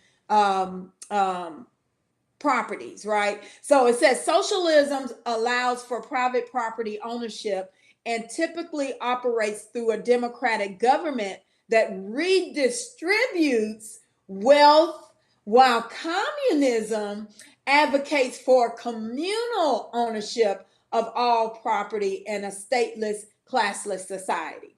Okay, so right now, what we're seeing is that we know there are organizations and groups that are buying up property in America right now, BlackRock, and then, excuse me, they're selling it back to us at a higher percentage, right? And it's happening quite often in our communities. So I would say that is definitely socialism, right? We know that they're coming into our communities. They'll let the properties run down, become dilapidated. Okay, you say AOC is both. I think they're switching between the two, to be honest with you, right? Because we know that they're buying up our properties in our neighborhoods and our areas. They won't even, like, from the ladies in Chicago. What I've learned from them is that they're taking over their property. They're like, will not allow them to go purchase new property. They will, if they had land lots and properties, they've leveled them, and then won't even settle with them for the price of the property, right? Or make sure that they are paid for their property that they leveled. This is going on in Chicago right now.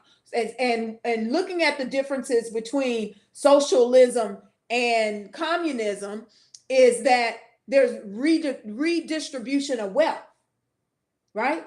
That's them taking over that community and redistributing that wealth or that property and that land to illegal aliens or immigrants or these other organizations that are coming in and buying up all of our property and our land, right? Okay, so communism says it's a stateless, classless society. Okay, we already know that a lot of these immigrants, aliens, illegal aliens come from socialistic societies. So they're all about the redistribution of wealth, our wealth, right?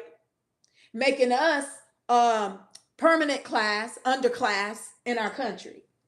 So I don't see, he's saying communism. Communism, all property is commonly owned and operated. Private property is eliminated. I don't see that happening. At least that's not what's happening in Chicago and how the ladies have experienced what they've experienced and expressed to me. So then on socialism, it says a democratically elected government manages the economy and redistributes the wealth to reduce inequality. Well, we already know that wealth is not being redistributed for inequality right now, right? We know Patrice Cullors and BLM made sure they went and bought what? Property that they're now getting rid of. They're trying to now get rid of all the property that they bought with the money they received from BLM. Even though they said that they're communists or Marxists. So communism is a strong central government initially controls all aspects of production, meaning then it's a stateless society. So if they're attempting to implement communism, then they want to control the government and all aspects of. Yes, ma'am. Dr. Claude Anderson did speak about this in the 90s. So they want us them to control all of our production, which you all, now this is, I can understand why he's saying it's communism, because right now the Supreme Court, they have filed a case against the president, and is going to the Supreme Court, or they're going to be ruling on it very soon, that he cannot use tariffs, that he cannot implement tariffs. And you heard him just speak about how implementing tariffs in the United States is bringing back production onto the soil, manufacturing onto the soil, and how just in the 9 months of implementing tariffs, he's gathered or been able to gain, I think, did he not say $18 trillion? And maybe it will be more by the end of the year. So I can get why he's saying that it's communism on that point. Okay, economic distribution in socialism. Production is often distributed based on the amount of work a person contributes. I'm having problems with that one, because we know that the illegal aliens haven't produced any real work in this society, right? For them to receive anything. Now, with communism, with economic distribution, production is distributed based on the need. Well, we know right now that all of this production that is happening in this government within the last 9 months, it's all about capitalism. We'll look up capitalism in a minute, but we're comparing these two because he was switching between the two, but he was more leaning towards communism and what he feels that the Democrats are implementing at this time. I'm looking at it, I'm saying socialism. Now, they might be trying to move to communism because they do switch back and forth, right? For them to now file a case against the president or the Trump administration to stop this production or stop tariffs when he's bringing manufacturing back to the United States and requiring these companies that went outside of the United States to bring all of that production back here on the soil so that he could employ American workers? That's an issue. That's a serious issue. So then it says, all of these are achieved through gradual democratic reforms within an existing political structure. And we see this happening right now with the Democratic Party, the Democratic Socialists.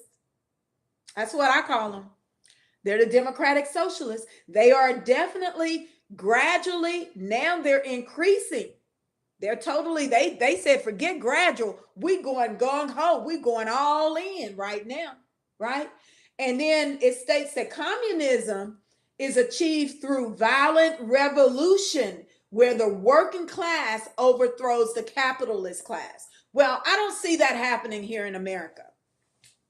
I don't see us Americans right now having a revolution, because a great deal of Americans do support the Trump administration right now, right? He got a 70, 80 million votes. There are a great deal of people like us. I'm one of them. I'm all about what he's doing because he is changing some things in the United States. And there's more jobs for us. And again, we have the opportunity to contract with our federal government right now to get illegal aliens off the soil. So, I'm all for it. And he's also employing Americans to help with via the ICE, right? To get these illegal immigrants off the soil. So I'm at this point in time, I'm all for what Trump is doing, and he understands what communism and socialism is doing to America. Now let's look at the differences between capitalism and fascism, since some people believe that the Republicans are far right? Let's see if we can align anything with the fascism and communism or socialism. Let's do that. And then we're going to go to capitalism so everybody understands what capitalistic society is supposed to look like. And they had this discussion in the space yesterday about how our money system is not stable because it's not backed by gold anymore. But we won't get into that. But I do believe at this point in time that we have a current administration that is making sure that America remains a strong first world nation, although we have dropped in our ratings. So fascism, it says core ideology is authoritarian ultranationalism, a dictatorial leader with a centralized state control all aspects of life. And then compared to socialism, it says collective or public ownership of the means of production to reduce inequality and promote social welfare.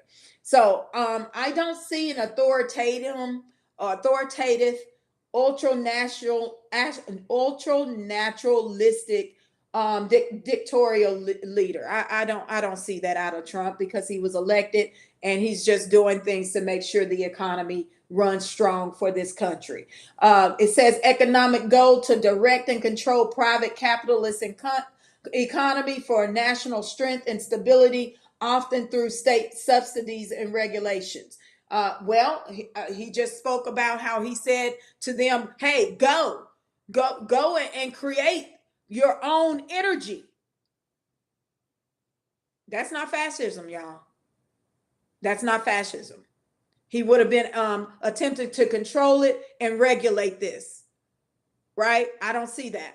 But you all see anything different, please highlight it in the chat.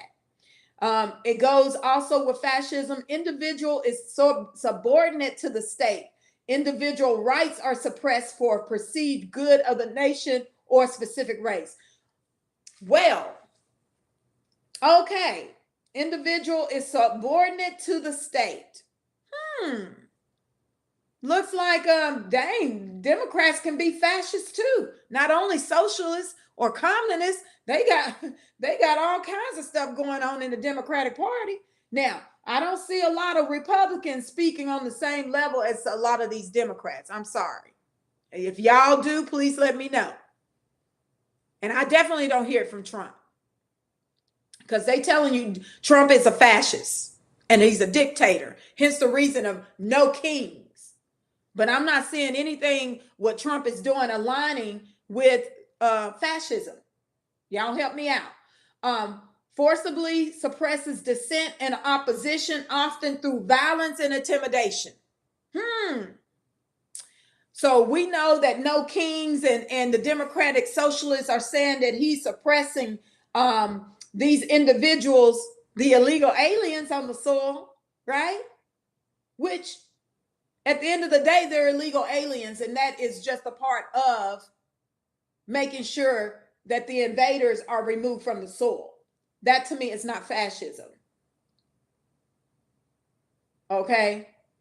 So I just hope you all are seeing how the Democratic Socialists and some of them communists are attempting to say that Trump and the administration are fascists, and they're not aligning with a lot of this is on the itinerary or the priority of a fascist. It is not aligning up.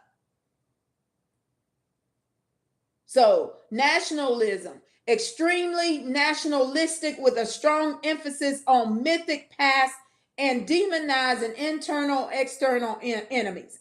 Now, we do see some nationalism from Trump, but shouldn't we not all be nationalists, American nationalists in this country, considering there's an invasion happening? That's where I'm at. I'm a Black nationalist. I have no qualms about it. I will tell you, I'm a Black nationalist. I'm a freedman nationalist, okay? I'm all about us taking care of ourselves and making sure that any and everybody come over here don't have anything about what is ours, or not their hands in our pot, right? And this is not a mythic past. We have lived human experiences where we've had teamed up with beings and they have demonized us after we helped them, right? Jews, I'm gonna say it, Jews, and anybody else on this soil that are immigrants. Because as soon as they step foot on this country, we have helped them. We have not turned our back on them. And we are patriots of this land because our ancestors fought in this Civil War, right? And helped this country. We saved this nation. And President Abraham Lincoln said it.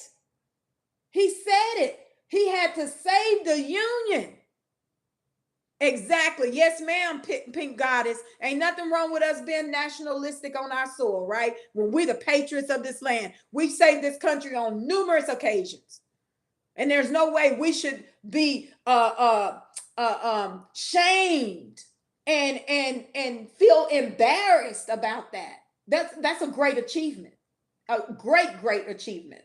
Okay, so let me go to capitalism so we understand what capitalism is.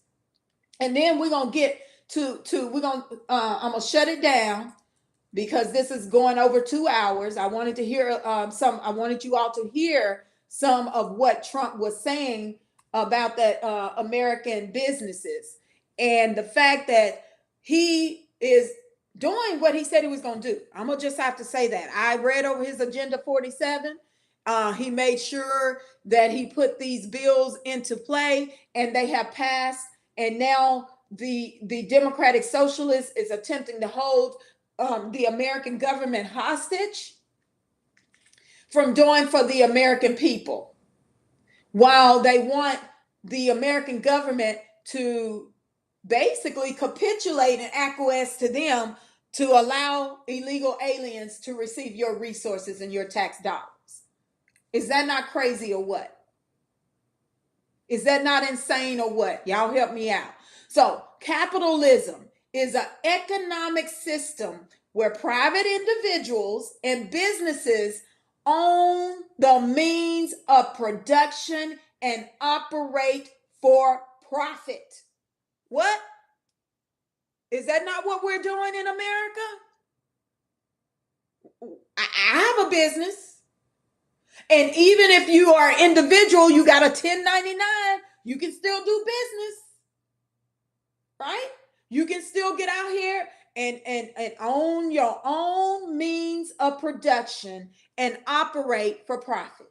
And now we can, well, we've been able to do that, but now we really have an opportunity to create a business and own our means of production and operate for profit, even with our federal government. So it goes on to say capitalism is private ownership. Individuals and corporations can own capital goods like land, factory, resources, rather than the state. And what are we seeing happen in Chicago? On a local level, the city level, and the state level, or even California, right? That the fires that burned in the towns and the cities in California, they made sure that they didn't give those people their land back. And they got another company coming in that, or a private investor has come in that's now going to take over that land. That's socialism. They want to build tiny homes for you to live in and redirect how your living quarters. Yeah, to me, that's socialism. Okay. So then it says your profit motive. The primary goal is to make a profit, which drives investment, production, and innovation. Oh, okay. So you making a profit? Yeah, that's another harm. Yes, ma'am. Yes, Miss Brooke. These are all harms, and it's all been implemented from our state, local level to some of our government, right?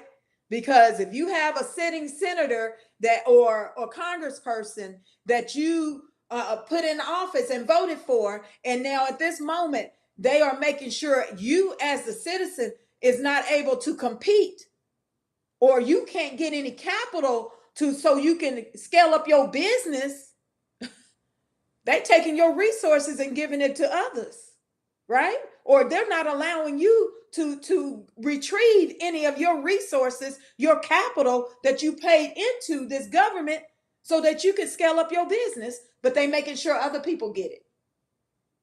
Yeah. Free market, it says, for capitalism. Decisions about production, pricing, distribution are primarily determined by the forces of supply and demand with limited government intervention. What are we witnessing right now? We see local state government all up in this private free market with other specific organizations and corporations so that you cannot compete. Competition. Businesses compete with each other, which lead to lower prices and higher quality of products for consumers. There it is. And where were these companies going, y'all? They were going right out of this country to China. Yes, getting cheap labor and then making sure they get cheap production, and then they what? And it's low quality, but they charging you high prices. Even right now, he just talked about the cost of eggs. How he was helping to alleviate the cost of eggs as soon as he got into office. That's not socialism. That's not fascism. That's capitalism. And right now, I have to say, I'm excited that we have an actual businessman as our president. Because he knows what's up. He knows exactly how capitalism works. Okay, consumer sovereignty is the last one that they have listed as a characteristic. Consumers' choices influence what goods and services are produced. Correct. And we know right now that a lot of the goods and services that are being produced, that they it's 40,000 for a carton of eggs. It surely is. We know right now they are upping the prices. These companies and organizations, rent, housing. They're pricing us out of housing. That's a natural human right, right? We need food, shelter, and clothing. You don't have those three things. How are you going to be able to focus and do anything, right? Food, shelter, and clothing, plus you need a job. How are you going to support yourself and your family if you don't have a job? I'm just saying. Okay. Some pros, you have economic freedom, innovation and efficiency. You heard him speak about how he allowed them, hey, y'all go make your own energy source, utility, what do you call utility plants? I'm giving you free will. Hey, go do it. You can own your own utility plants. And they found a way and they're doing it. Right? We should be in on that. What? Why are we not in on this, you all? So some cons of capitalism, any income equality, and we know why we have income equality, because we were not paid. We have not been paid for our work, our inventions, our contributions, but everybody else, right, are coming over here and they're reaping our rewards. They're reaping our benefits. Instability. Profit can lead to economic fluctuations. We know that's happening because we have inflation, and still that happened under Biden and Harris. We got inflation under Biden and Harris, allowing all of these illegal aliens to come into this country and receive resources from the Americans, and we did not receive anything back. And the monies are going outside of the country. It's not been re-put or recirculated into our economy, right? So socialism. But anyway, I'm gonna get off here. I'm gonna go ahead and play what Biden had to say, and we'll talk a little bit about that, and then I'm gonna shut it down, you all. I really appreciate you all coming, joining me, and being here for this live. I know we took some time out with the president. I think that was very important to have the president and listen to what he has to say, because a lot of times people will say things and it's good for you to hear it from the horse's mouth, right? So here we go. We're going to now go to where Biden is talking to the NAACP leadership, and they do not fire back on what he says about us getting under the Hispanics and the Latinos, right? Hold on. Let me make sure I found the right area. Oh yeah, I found it. So this, we're going to start at 109. 1 hour. It's a 1 hour. I think it's an hour and 40-minute meeting. And we're going to start at 109, 1 hour and 9 minutes and some odd seconds. So we can get the gist of it. Okay. Yes, ma'am. It was a mess. They just sat there and listened to that bull. No pushback. That's crazy. Okay, let's go. Trouble getting a lot of this done with this Congress. And so the question is, for example, I'm going to be appointing at least, and look, the reason I'm not telling you who the other black maiden cabinet positions I'm going to appoint are is because it will get out, and guess what? I can't defend them. He didn't want to tell us that they were not us, right? That's all that was. He didn't want you to know that them other black cabinet members were immigrants, because then it would have been a big thing for us to say, oh, wait a minute, we gave him our vote. He should at least make sure we are being represented, right? That's what I think. But I'm going to get back to it. I'm sorry I had to say that. They're going to be out there by themselves without any defense before their name. They're going to get ripped to shreds. That's why I'm going to wait. You will be pleased, I believe. You will be pleased to see there'll be more African Americans in major positions within a cabinet in major spots and more Hispanics in major spots than ever in American history. That's going to happen. I promise you that. And the other thing is, for example, thus far, for example, when we went ahead and we made sure that, I have as, the Secretary of Treasury, Janet Yellen, but at number 2 is Wally Adeyemo, an African American, who is the number 2 guy with. Whoa. Y'all know that is an African, right? And he just said he's African American. We're having a problem, an issue right now with them operating in our identity. We know we went to the OMB under Biden and Harris so that we could delineate. And what did they say? Oh, it would only confuse the immigrants. Y'all, listen. All of this is coming full circle. Going back to the Biden-Harris, it's all planned, socially engineered, all by design. All by design. Go ahead. Okay, I'm going back. Real authority at that department. Look underneath just what we're doing in addition to the people we've already named. You're going to see people. Look, and Cecilia Rouse, Cece, she is a significant player. That's a serious position. But it's like when I name it, well, I don't know if that counts. I'm not so sure. Well, if it doesn't count for y'all, well, the hell with y'all. But because it's real. It's real. So all I'm saying is look at us, judge us based on what we do. You're going to see more coming your way. And not only that, within the White House as well. Cedric is the best. Cedric's been with me from the beginning. And Cedric is going to be overseeing a great deal of this, and not all his responsibility, but he's in every single meeting. He's an assistant to the president. He's in every single meeting in the White House, period. And so what we're going to be doing here is making sure that we have diverse hiring, not only and for the main cabinet position and the sub-cabinet positions, but down the line. It's going to make a big difference, and within the White House as well. Assistant to the president, there's only 6 of those slots. It matters. And by the way, I think you're going to see, I always kid Kamala when I say this, but we're going to have more women than men as it's looking like now.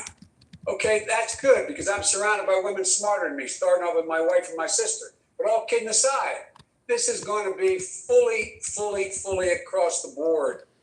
I'm going to keep the commitment that I said. And here's the thing. And Reverend Al, I think you're right about this. It matters what a president says. And if you notice, I am not mincing my words when I speak about what I plan on doing as president of the United States. The only thing I'm not doing is I'm not engaging in retribution. I am not deciding that the way to win is to go after hate with hate. We have to convince people. We have to move them. And one of the overwhelming reasons I won, by the way, is because we took on racism in suburbia. White women overwhelmingly voted with me, and black women were the 2 places where it was overwhelming because we spoke to those concerns. And Vanita, you know what I'm talking about. You and I have talked before. I don't carry around a stamp on my head saying progressive and I'm AOC, but I have more of a record of getting things done in the United States Congress than anybody you know. Anybody you know of getting things accomplished. And that sounds so self-serving.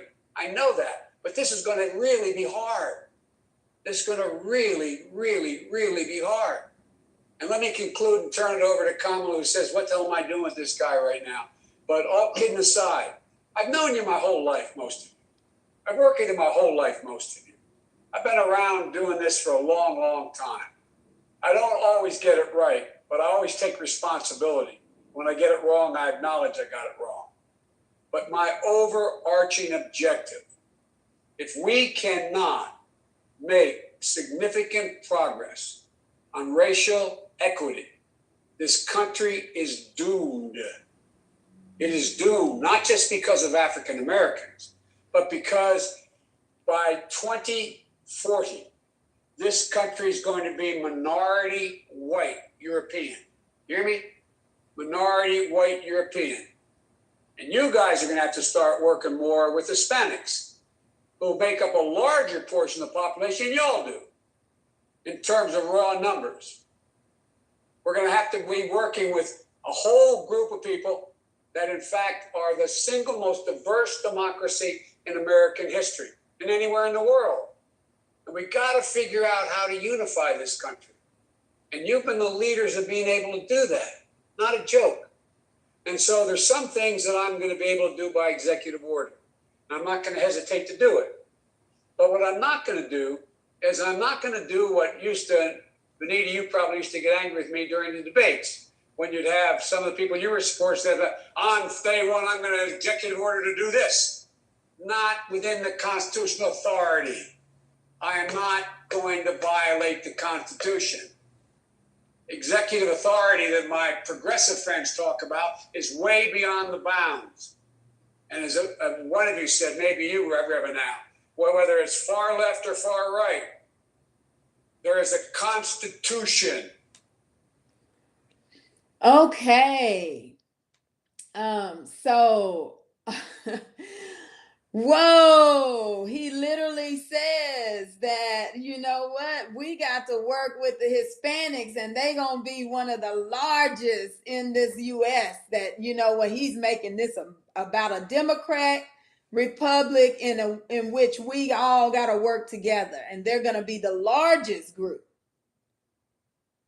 And we're at fault for everything that's happening in America. Is that what, did y'all hear that? So, I mean, play this, you all, for your family members. Please, please play this for your family members so that they understand what is at play. It boiled my skin too, Brooke, that he said African Americans we're part of the problem here in this country. We've been helping this country and dedicated and loyal, has all kind of allegiance to this country despite how we've been treated. And you think we're supposed to get under all these other groups that just came here and they don't do anything? They getting what is ours. Anyway, this is crazy to me, but I'm gonna get ready to shut down.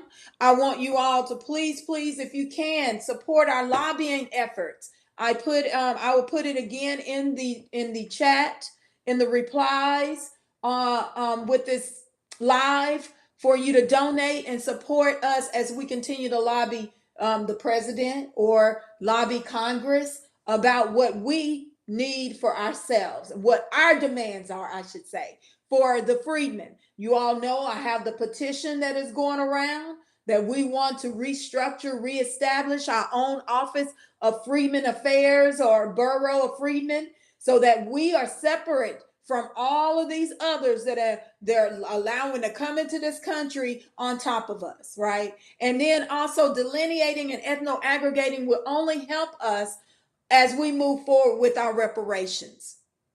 We already know it's not going to happen if we keep putting ourselves in the pot with these immigrants, right? Whether they're legal or illegal, they're not here to support us as Americans. They're not here to even assimilate into American ideology or American culture. And I mean, I had one last night to tell me we can't protect our culture. What? Culture, everybody gets to experience your culture. You can't protect your culture. Wait a minute.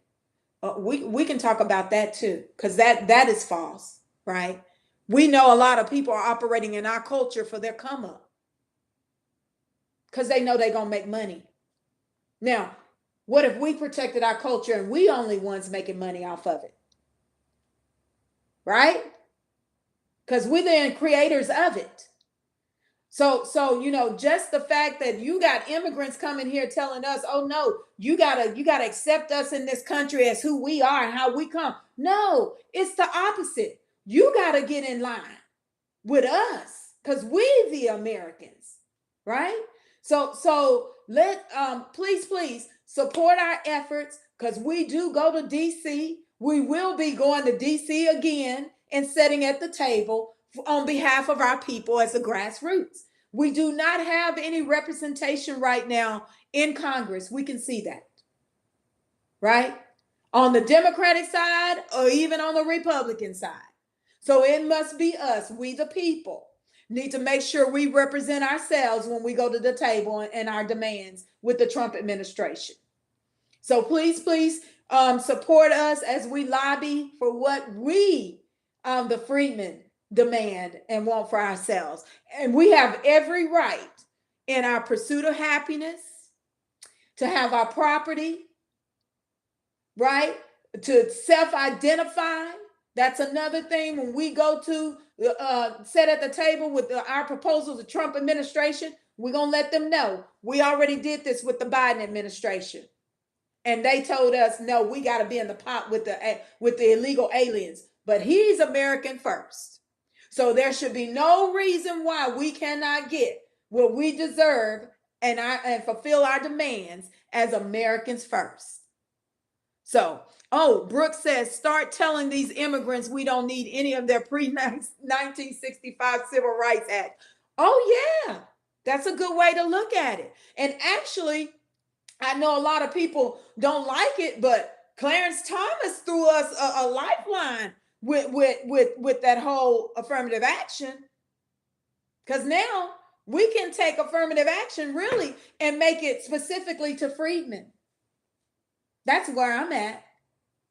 So I really appreciate y'all tuning in, and I will most likely do this again. I know I'm have upcoming interviews. I'll be starting interviews with different individuals in the movement, and I will be doing Mark King Carter first over the holidays. So we're gonna get it going. We're gonna just start pumping out these interviews with people in the movement and letting you know, and so you can educate individuals and your family members or friends about how long people have been in this movement and doing this work. So with that, I'm gonna sign off. I'm gonna say love, peace, happiness, and I'll see you on the flip side. Thank you, Brooke. Thank you, Pink Goddess, for showing up. I appreciate you all on my live on YouTube. All right, love you all. Peace.